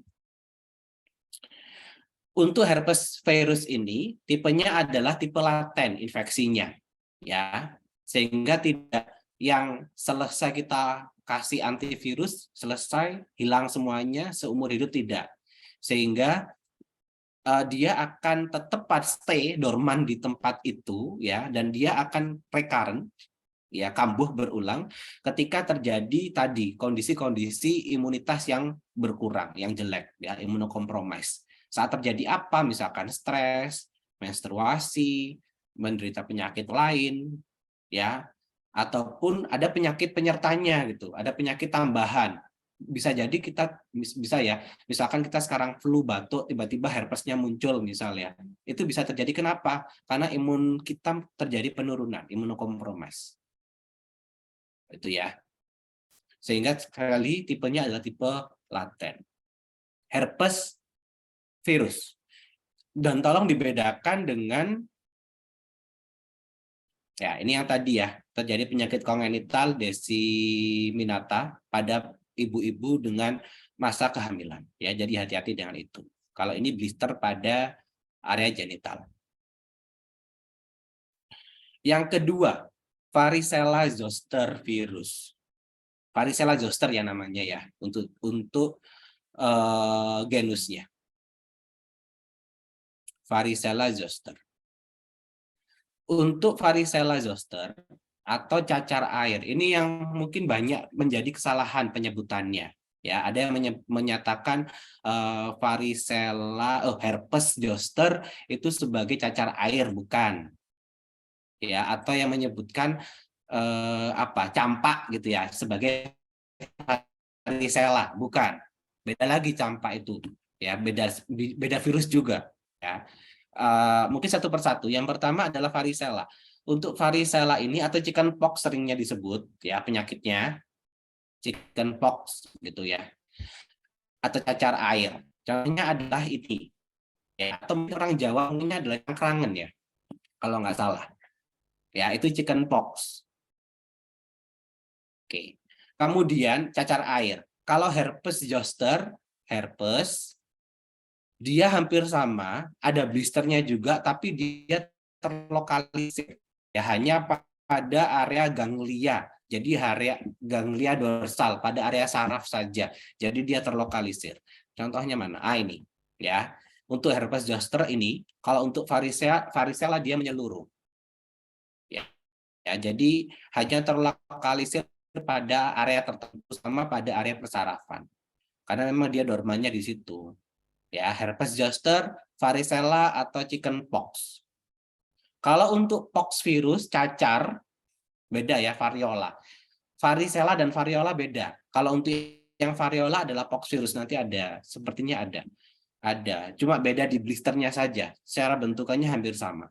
Ya, tapi mungkin yang ini diingat-ingat perbedaan antara mana yang herpes zoster, mana yang varicella, pun mana penyebutan untuk herpes simplex. Ya, beda ya penyebutannya. Ini herpes simplex. Kalau yang tubuh tadi herpes zoster. Kalau yang seluruhnya varicella, chickenpox. Kemudian ada sitomegalovirus. Sitomegalovirus ini paling hati-hati, paling banyak terjadi, bukan paling banyak terjadi, paling hati-hatinya adalah pada pasien dengan kondisi hamil, ya sama dengan tadi, karena bisa menyebabkan kelainan kongenital, kecacatan, ya sitomegalovirus. Kemudian Epstein-Barr virus ini merupakan ya yang bisa menyebabkan karsinoma. Virus onkogenik itu sama dengan contohnya adalah human papillomavirus HPV. Karena dia akan merubah struktur genom pada sel hostnya yang sehingga menjadi bermutasi gitu kan, sehingga dia menjadi mutagenik.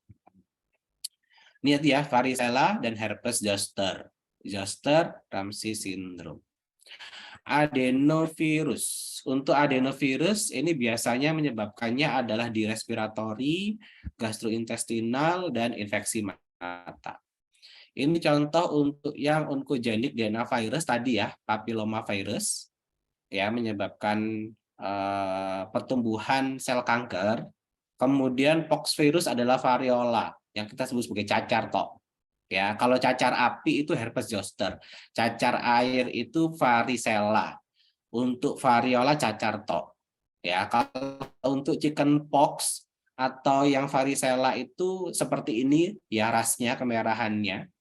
Tapi kalau untuk yang smallpox atau variola sama ke seluruh tubuh tapi blisternya lebih besar dan isinya lebih ada gitu. Itu yang variola. Pox virus.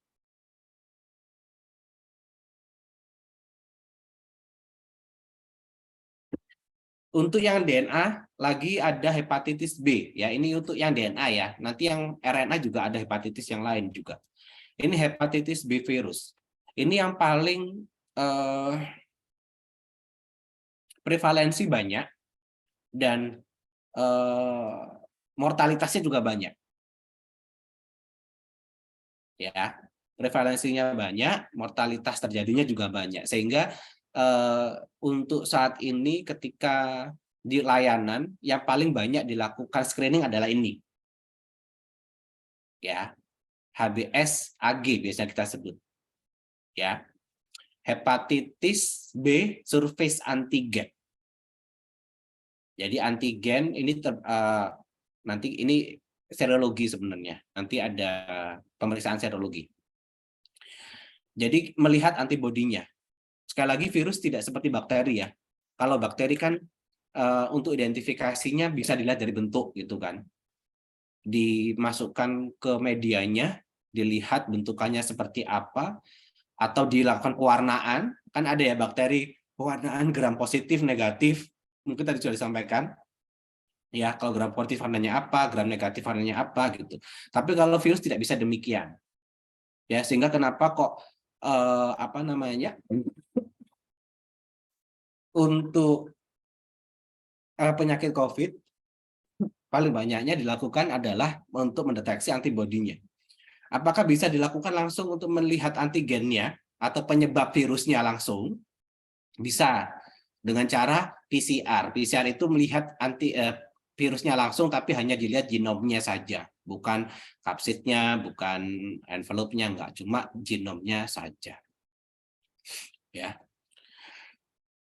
Untuk HBsAg antigen, nanti kita lihat di serologi, inkubasinya sekian, mortalitasnya tinggi, ya paling tinggi sebenarnya ini ya, dan penularannya parenteral tadi, bukan enteral ya, bukan makanan, tapi parenteral, jadi kontak darah, kemudian menyebabkan sirosis dan hepatoma.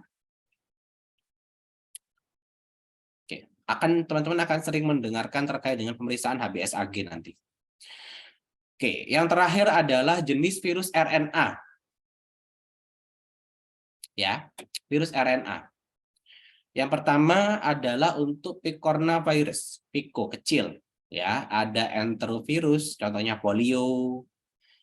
Ya, polio. Sekarang ditemukan kembali ya terkait dengan ini yang sebenarnya sudah bebas, kita sudah bebas sebenarnya, tapi ternyata ada beberapa kasus beberapa bulan yang lalu gitu kan ditemukan terkait dengan polio ini kembali ya, karena memang ya tadi ya terkait dengan sekali lagi kebutuhan ketahanan komunitas itu penting, sehingga ketika ada salah satu yang tidak gitu kan melakukan vaksinasi itu akan berpengaruh untuk komunitas tersebut.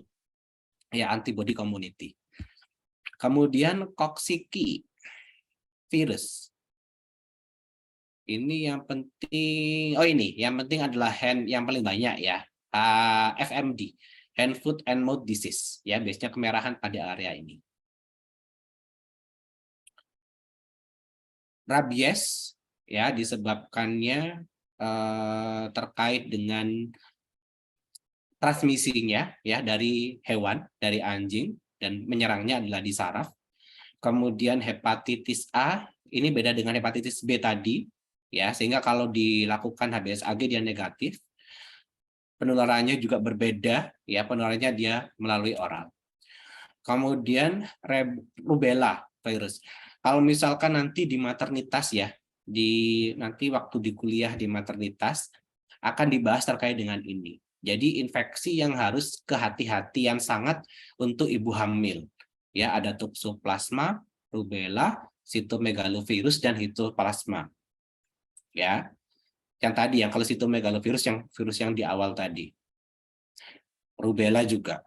Untuk kalau toxoplasma ini bukan virus ya, tapi ini satu geng ya dia ya, karena memang dia menyebabkan kelainan kongenital yang sama. Jadi bayinya cacat, tangannya nggak berkembang gitu kan, kakinya hilang misalnya. Ini adalah penyebab, bisa dikarenakan penyebabnya ini, yaitu TORCH kita sebutnya. Ya, toxoplasma, rubella, cytomegalovirus, dan histoplasma. Ya, dan mereka punya infeksinya ada infeksi laten. Ya, jadi memang dia stay pada ibu itu, sehingga ibu yang contohnya, toxo bukan virus ya, toxo ini parasit, dia termasuk protozoa, nanti di parasit dia. Ketika dia punya misalkan sudah pernah terinfeksi, dan untuk toxoplasma contohnya ini habitatnya adalah di fekal oral di anabul, ya, di kucing, di anjing. Jadi kenapa kok orang-orang hamil itu hati-hati untuk melihara kucing biasanya gitu kan ya, pemeliharaannya kucing. Kalau misalkan bersih nggak apa-apa, tapi kalau misalkan tidak bisa menjaga kebersihannya, hati-hati dengan itu, karena toxoplasma adanya di situ gitu ya, sehingga kalau misalkan yang nggak bersih kan bisa ke bulu-bulunya gitu kan, sehingga bisa kontak ke pemiliknya, bisa masuk ke janinnya. Hati-hati dengan itu, sehingga dan infeksinya infeksi laten. Ketika nanti misalkan sudah pernah terinfeksi, bagaimana, apakah tidak boleh hamil untuk mencegah terjadinya kelainan kongenital bisa ya, tapi ada perencanaan yang tepat gitu. Jadi karena memang dia termasuk infeksinya laten, jadi ketika dia laten silahkan hamil. Nanti tahunya dari mana? Dari pemeriksaan. Ketika dia terjadi infeksi, maksudnya ketika dia recurrent, ya kambuh, jangan gitu. Tapi kalau dia dalam kondisi yang stabil, silahkan. Ya, terkait dengan TORCH ini. Kemudian influenza virus, ortomycovirus, sudah ya kalau ini ya, udah sering. Paramyxovirus, MAM, measles. Kalau yang gondong ini, yang sering adalah ini. Kalau measles, contohnya adalah campak. Kalau campak ini hampir sama seperti varicella tadi, tapi kalau varicella kan ada blisternya. Kalau campak ini hanya merah-merah seperti gabakan gitu kan, kalau kita sering ngomongnya. Kemudian RSV, respiratory syncytial virus, saluran infeksi pernafasan. Kemudian rotavirus, penyebab penyakit banyaknya adalah di diare. Kalau untuk retrovirus ini yang khas yaitu HIV, ya. Nanti menyerangnya adalah di T helper, ya, T helper pada CD4 pada sel T, yang akan kita bahas nanti di patogenesis infeksi, ya, terkait dengan imunitasnya bagaimana.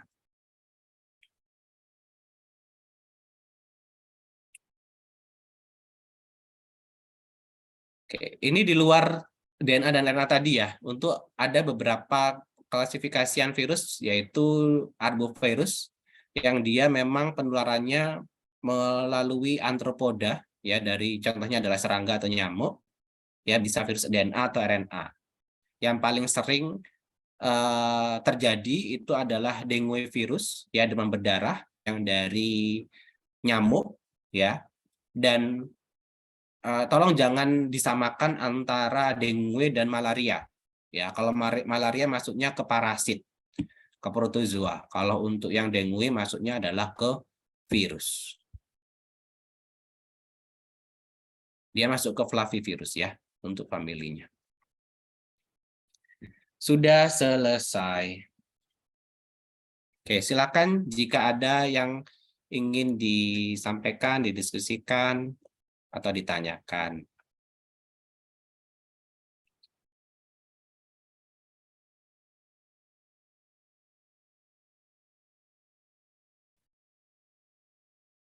Pas, nggak ada?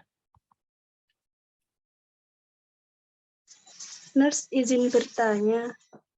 Oke, silahkan Alia. Mungkin bisa Nurliza dulu, Nurse.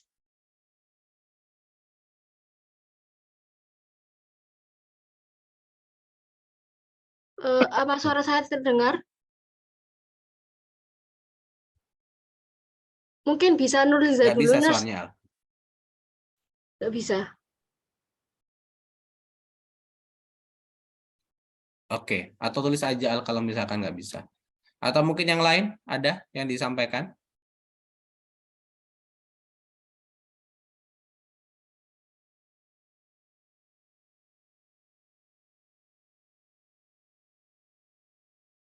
Nurliza, silakan Nurliza. Nurse izin bertanya. Tadi kan di PPT itu ada DNA, ada virus DNA dan virus RNA. Nah, Jangan-jangan tadi punya itu, aku yang nggak bisa. Sudah. mohon maaf, Nurse, apakah suara saya terdengar? Oh, bentar. Oh, aku yang nggak kedengaran ternyata.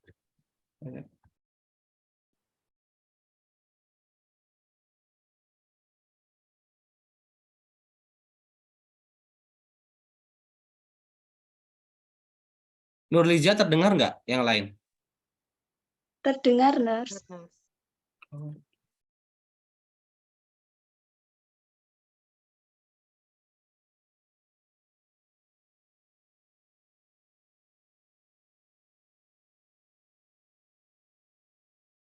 Kenapa kok nggak bisa? Oh, berarti dari tadi aku nggak dengar ya.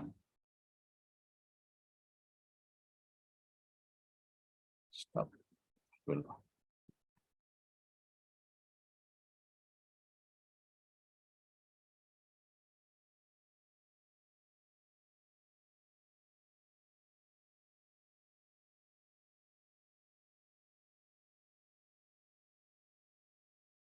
cek.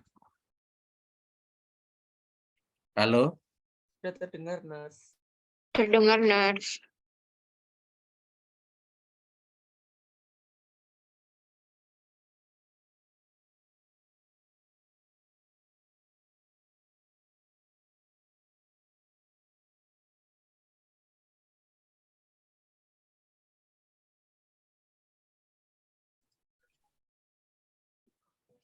Baik, Nurse, apa suara saya sudah terdengar? Sudah. Jadi kan saya izin bertanya, Nurse. Jadi kan tadi pada proses replikasi virus, spike virus itu menempel pada reseptor. Lalu pada virus yang tidak memiliki spike, maka untuk proses penempelannya bagaimana ya, Nurse? Oke. Terima kasih. Yang tadi ya, udah tah. Itu yang kalau yang spike-nya nggak ada, berarti dia untuk terkait dengan adesinya, dia menggunakan kapsidnya tadi. Kapsid juga punya kapsomernya tadi. Ya, sebenarnya kapsidnya pun juga punya, sudah bisa ya, sudah bisa menempel pada hostnya.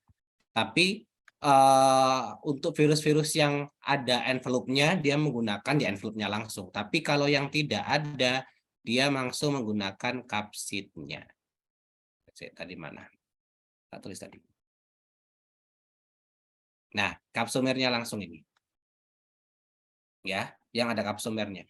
Jadi ini kan juga di kapsidnya ini kan juga punya tonjolan-tonjolan ya. Dalam arti yang dia menyusun kapsidnya untuk melindungi genomnya, asam nukleatnya. Sehingga kalau misalkan nggak punya envelope ya yang dipakai adalah yang ini. Gitu. Ya, kapsomernya. Untuk virus-virus yang naked ya. Kalau yang virus yang ada envelope-nya tetap menggunakan spike yang ada di atau peplomer yang ada di envelope-nya. Oke, begitu ya Ali ya. Terus yang lanjutnya Nurliza. Terima kasih, Nurse. Izin bertanya. Tadi kan ada virus DNA yang mempunyai envelope dan juga virus RNA yang memiliki envelope. Nah, itu kan juga sama-sama ada spike-nya. Lalu yang menginfeksi manusia lebih cepat itu virus DNA yang memiliki spikes itu atau lebih cepat yang virus RNA yang memiliki spike tadi, Nurse? Atau tetap tergantung spike-nya tadi? Ya, kalau misalkan terkait dengan virulensi berarti ini ya, virulensi untuk antara DNA bukan, antara virus DNA apa tadi? DNA yang apa? Yang DNA yang memiliki envelope. Anggaplah Terus yang tadi DNA kan dan juga, RNA habis itu ya. Anggaplah yang DNA dan RNA gitu. Antara DNA dan RNA, kalau yang pasti dipastikan tadi kan yang paling mudah untuk bermutasi adalah RNA, itu pasti. Ya, sehingga terkait dengan variasinya, terkait dengan perubahannya, dia paling cepat untuk RNA. Tapi kalau kita ngomong ke virulensi, sebenarnya kita nggak bisa membattlekan kedua dalam arti pasti yang RNA enggak. Tapi dari sifatnya, ya dari sifatnya karena dia memiliki mutasi, sifat mutasi yang lebih cepat gitu ya, untuk bermutasi, untuk beradaptasi lebih cepat, sehingga kalau kita ngomong secara virulensinya atau untuk menyebabkan penyakitnya, lebih banyaknya, lebih cepatnya adalah yang RNA memang. Ditinjau dari sifat yang dia mudah untuk bermutasi. Tapi kalau misalkan ngomong ke tingkat keparahan ya nggak bisa kalau dibandingkan untuk itu. Tapi kalau untuk kecepatan dari bagaimana dia ngomonglah, anggaplah ke morbiditas ya, prevalensi antara DNA dan RNA, tetap untuk yang RNA ditinjau dari kemudahannya bermutasi. Contohnya adalah flu ya, influenza.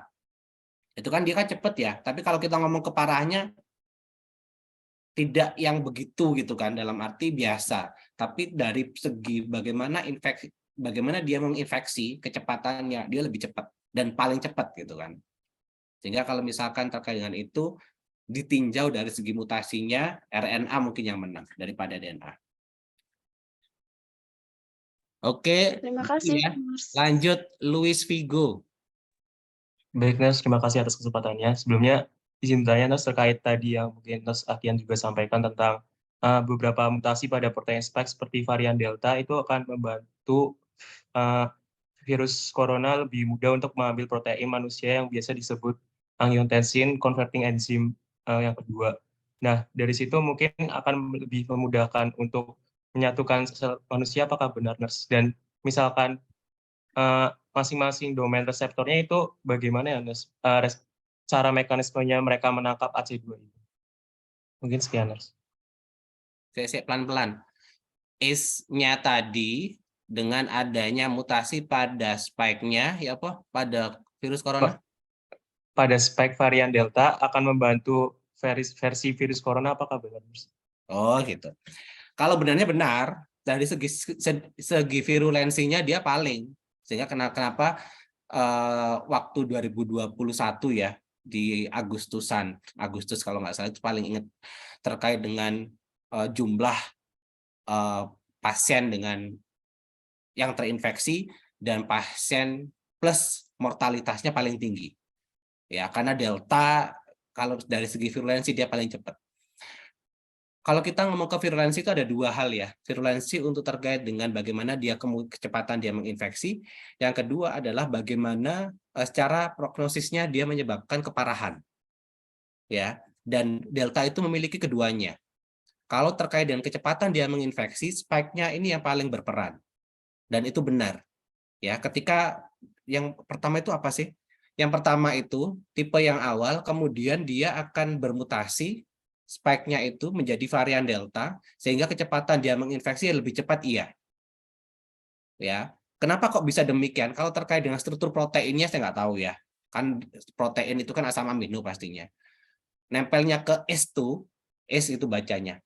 S2-nya dia akan lebih cepat iya, karena dia memodifikasi dirinya untuk bisa beradaptasi sesuai dengan yang diharapkan di S2 itu bagaimana.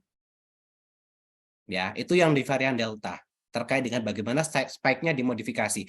Plus yang sekarang yang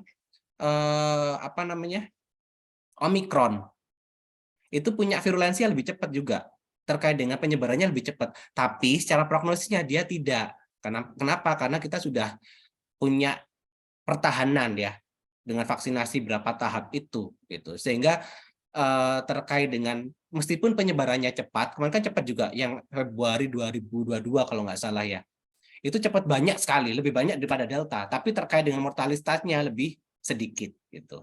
Jadi modifikasi spike pada virus ini akan yang pertama ini akan menjadi suatu hal pembeda di spesiesnya sehingga penamaannya berbeda. Yang kedua, bagaimana dia beradaptasi untuk bisa menempel ke reseptor utamanya akan lebih mudah lagi gitu. Nanti akan kita bahas ini sebenarnya nanti waktu di PBL ya, terkait dengan kenapa kok variannya kok banyak gitu kan, sehingga kenapa kok padahal sama-sama coronavirus gitu kan, tapi kenapa kok macam-macam namanya dan punya sifatnya juga berbeda. Sekali lagi ditentukannya adalah karena adanya perubahan ini. Gitu ya Vigo ya. Iya, tapi satu lagi boleh, Nurse. Tentang tadi yang untuk menangkap S2 itu di domain pengikatan reseptornya bagaimana, Nurse? Di domain pengikatan reseptor ini maksudnya gimana? Yang kayak buat nangkap S2-nya itu. S itu membran, protein membran ya, nggak perlu ditangkap. Jadi itu normal ada pada diri kita. S itu adalah reseptor membran yang ada di sel parenkim paru. Setiap sel kita punya reseptor. Jadi kenapa kok misal contoh, kenapa kok sel kita berkembang, kenapa sel kita bisa menghasilkan AB dan sebagainya, itu di komunikasi sel. Kenapa obat itu berpengaruh pada sel itu di komunikasi sel. Intinya semua sel punya protein membran. Ya, tapi ada nama-namanya masing-masing. Lah protein membran yang ada di sel parenkim paru adalah ACE namanya. Angiotensin converting enzyme 2. Ya, proteinnya. Dan itu kalau kita ngomong ditangkap atau enggak, kebutuhan ditangkap apakah kalau untuk penelitian silahkan ya. Itu bisa memang. Maksudnya diambil selnya, kemudian nanti kita delusikan, hanya fokus ke protein S-nya bisa. Tapi kalau untuk waktu terjadi infeksi, dia tetap stay di situ, nggak perlu ditangkap juga. Maksudmu kalau ini mungkin ya, kalau misalkan biar tidak terinfeksi harus diblok bisa ya kalau itu ya. Diblok dalam arti ini antagonisnya, ya bukan agonisnya. Jadi ada semacam obat lah, salah satu obat yang memang dia fokusnya adalah memblokade sebagai antagonis untuk reseptor S ini, sehingga ketika nanti ada virus yang baru, misal ketika dia mau terjadinya perlekatan atau absorpsi, dia tidak bisa lagi karena sudah ada antagonisnya tadi gitu. Tapi sekali lagi itu adalah protein membran normal yang ada di sel parenkim paru. Itu ya, dan ya kenapa kok bisa nempel, karena dia cocok gitu. Ini sama dengan ligan protein ya, kerjanya enzim itu kan ada gembok dan kunci, sama dengan itu, karena memang nempelnya hanya bisa di situ. Begitu ya, Baik, Nas, terima kasih atas penjelasannya.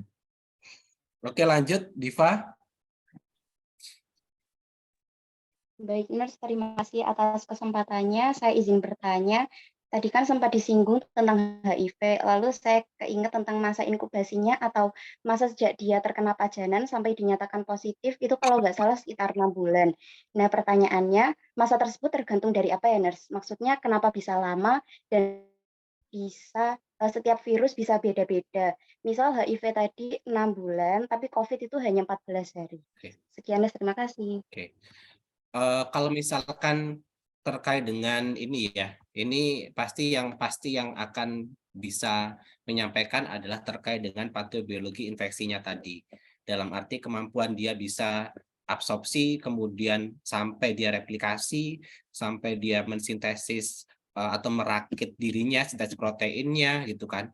Itu yang mungkin akan dijawab di situ. Bagaimana, tapi yang menjadi keterbatasannya adalah kenapa untuk merilisnya, mereplikasinya itu berbeda-beda waktunya. Itu ya. Kenapa kok berbeda? Karena itu saat dia, kalau untuk yang saat dia absorpsi dia sama semuanya, tapi saat dia transkripsi kemudian mentranslasikan proteinnya sampai dia meriliskan dirinya itu masing-masing berbeda, sehingga kita klasifikasikan menjadi ini ya.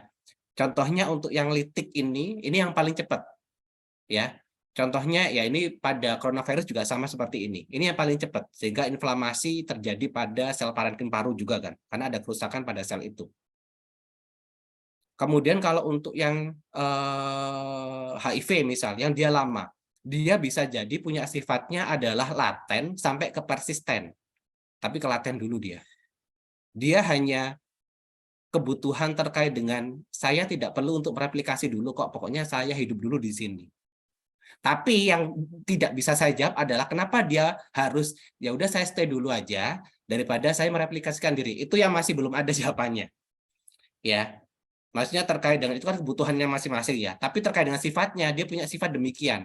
Ada yang memang dia harus cepat untuk lisisnya, sehingga dia akan merusak sel hostnya. Ada yang dia ya sudah ketika aku masuk aku hanya butuh kamu untuk laten. Kemungkinannya adalah kenapa dia punya sifat masing-masingnya ini ya, kemungkinannya ini ya punya sifat masing-masing ini adalah bagaimana dia beradaptasi ketika dia sudah menginfeksi sel kita. Ya, bagaimana dia bisa beradaptasi untuk itu. Kalau untuk sel-sel yang misalkan ya contoh-contoh yang punya sifat laten gitu, dia harus kemampuan dia dalam mereplikasi dirinya dari dia transkripsi sampai dia terjadi translasi untuk perakitan proteinnya, dia tidak secepat sel litik ya, sel infeksi yang litik ini atau virus yang punya kemampuan merilis dirinya lebih cepat ya dan menyebabkan kematian ini, karena memang yang punya sifat laten ini kemungkinannya adalah dia beradaptasinya lama ya dibandingkan dengan sel-sel virus, bukan sel virus, dibandingkan dengan virus-virus yang punya sifat litik infeksi ini. Itu ya, beradaptasinya. Jadi contohnya kemampuan HIV misalkan ya, virus HIV tadi. Ketika dia menginfeksi, mungkin dia akan butuh waktu yang lebih lama karena memang secara ininya tempatnya dia menyerangnya adalah di sel imun kita, di mana di CD4. CD4 itu adalah pertahanan adaptif utama gitu. Sehingga ketika dia akan mempercepat dirinya untuk bereplikasi akan kesulitan karena itu adalah sel imun gitu. Sehingga dia harus membutuhkan waktu yang lama untuk bisa beradaptasi, bisa membuat sel itu dalam arti tunduk pada dirinya sehingga dia bisa mereplikasi dirinya gitu. Memang sehingga terkait dengan sifat itu ya tergantung dengan kemampuan dia beradaptasi pada sel hostnya. Dan jadi sel hostnya adalah apa gitu. Kalau misalkan contoh yang di sel parenkim paru dia bukan sel imun, dia sel biasa. Sehingga bagaimana virus corona itu dia bisa menginfeksi lebih cepat, menyebabkan inflamasi lebih gampang karena memang dia bukan sel imun gitu. Tapi kalau untuk yang sel imun, hati juga demikian. Hati punya kemampuan imunitas lebih baik daripada yang lain, sehingga kenapa untuk hepatitis B itu pun juga tidak segampang virus yang lain atau contohnya adalah coronavirus untuk bisa menginfeksi lebih cepat. Ya, jadi tergantung dari hostnya sebenarnya, sehingga kemampuan adaptasinya berbeda-beda.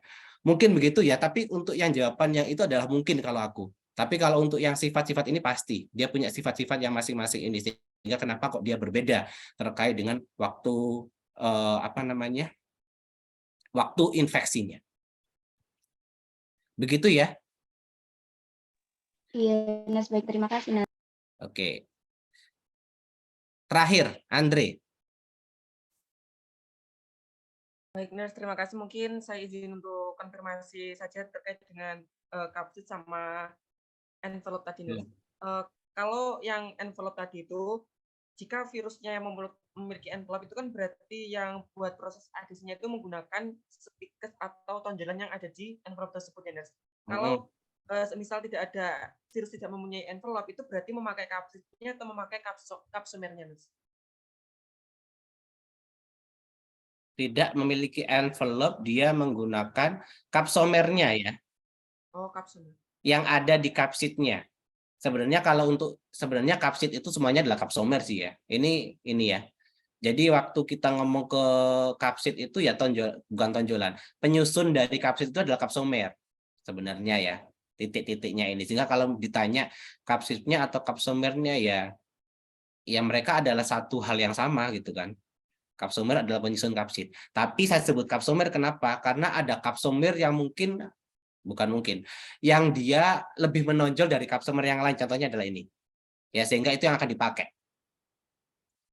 Ya, meskipun dia sama-sama kapsomer dari yang lain, ini juga kapsomer, cuma ada salah satu yang lebih menonjol daripada yang lainnya. Dan itu yang akan dipakai untuk proses adhesi ke sel hostnya. Baik, Begitu, Andre. terima kasih. Baik. Oke, sudah banyak kita nanti ada diskusi lagi untuk yang untuk masalah virus ini ya. Tapi sekali lagi itu adalah contoh-contoh penyakit yang tadi yang saya sampaikan terkait dengan yang paling banyak ya. Jadi semisal nanti ada ya diluruskanlah ya di keluarganya atau di masyarakat misalnya penyebutan terkait dengan herpes, varicella, penyebutan terkait dengan cacar air, cacar api, campak itu suatu hal yang berbeda ya dengan penyebab virus yang berbeda ya dengan contohnya atau karakteristiknya tadi adalah yang sudah saya sampaikan. Oke, terima kasih. Ini diapain sih? Ya udah deh terserah wis ya. Terima kasih, semoga menjadi hal yang tambahan ya, ilmu tambahan untuk teman-teman dan bermanfaat untuk nantinya. Mohon maaf jika ada kurang dan lebihnya. Saya tutup. Assalamualaikum warahmatullahi wabarakatuh. Waalaikumsalam. Waalaikumsalam.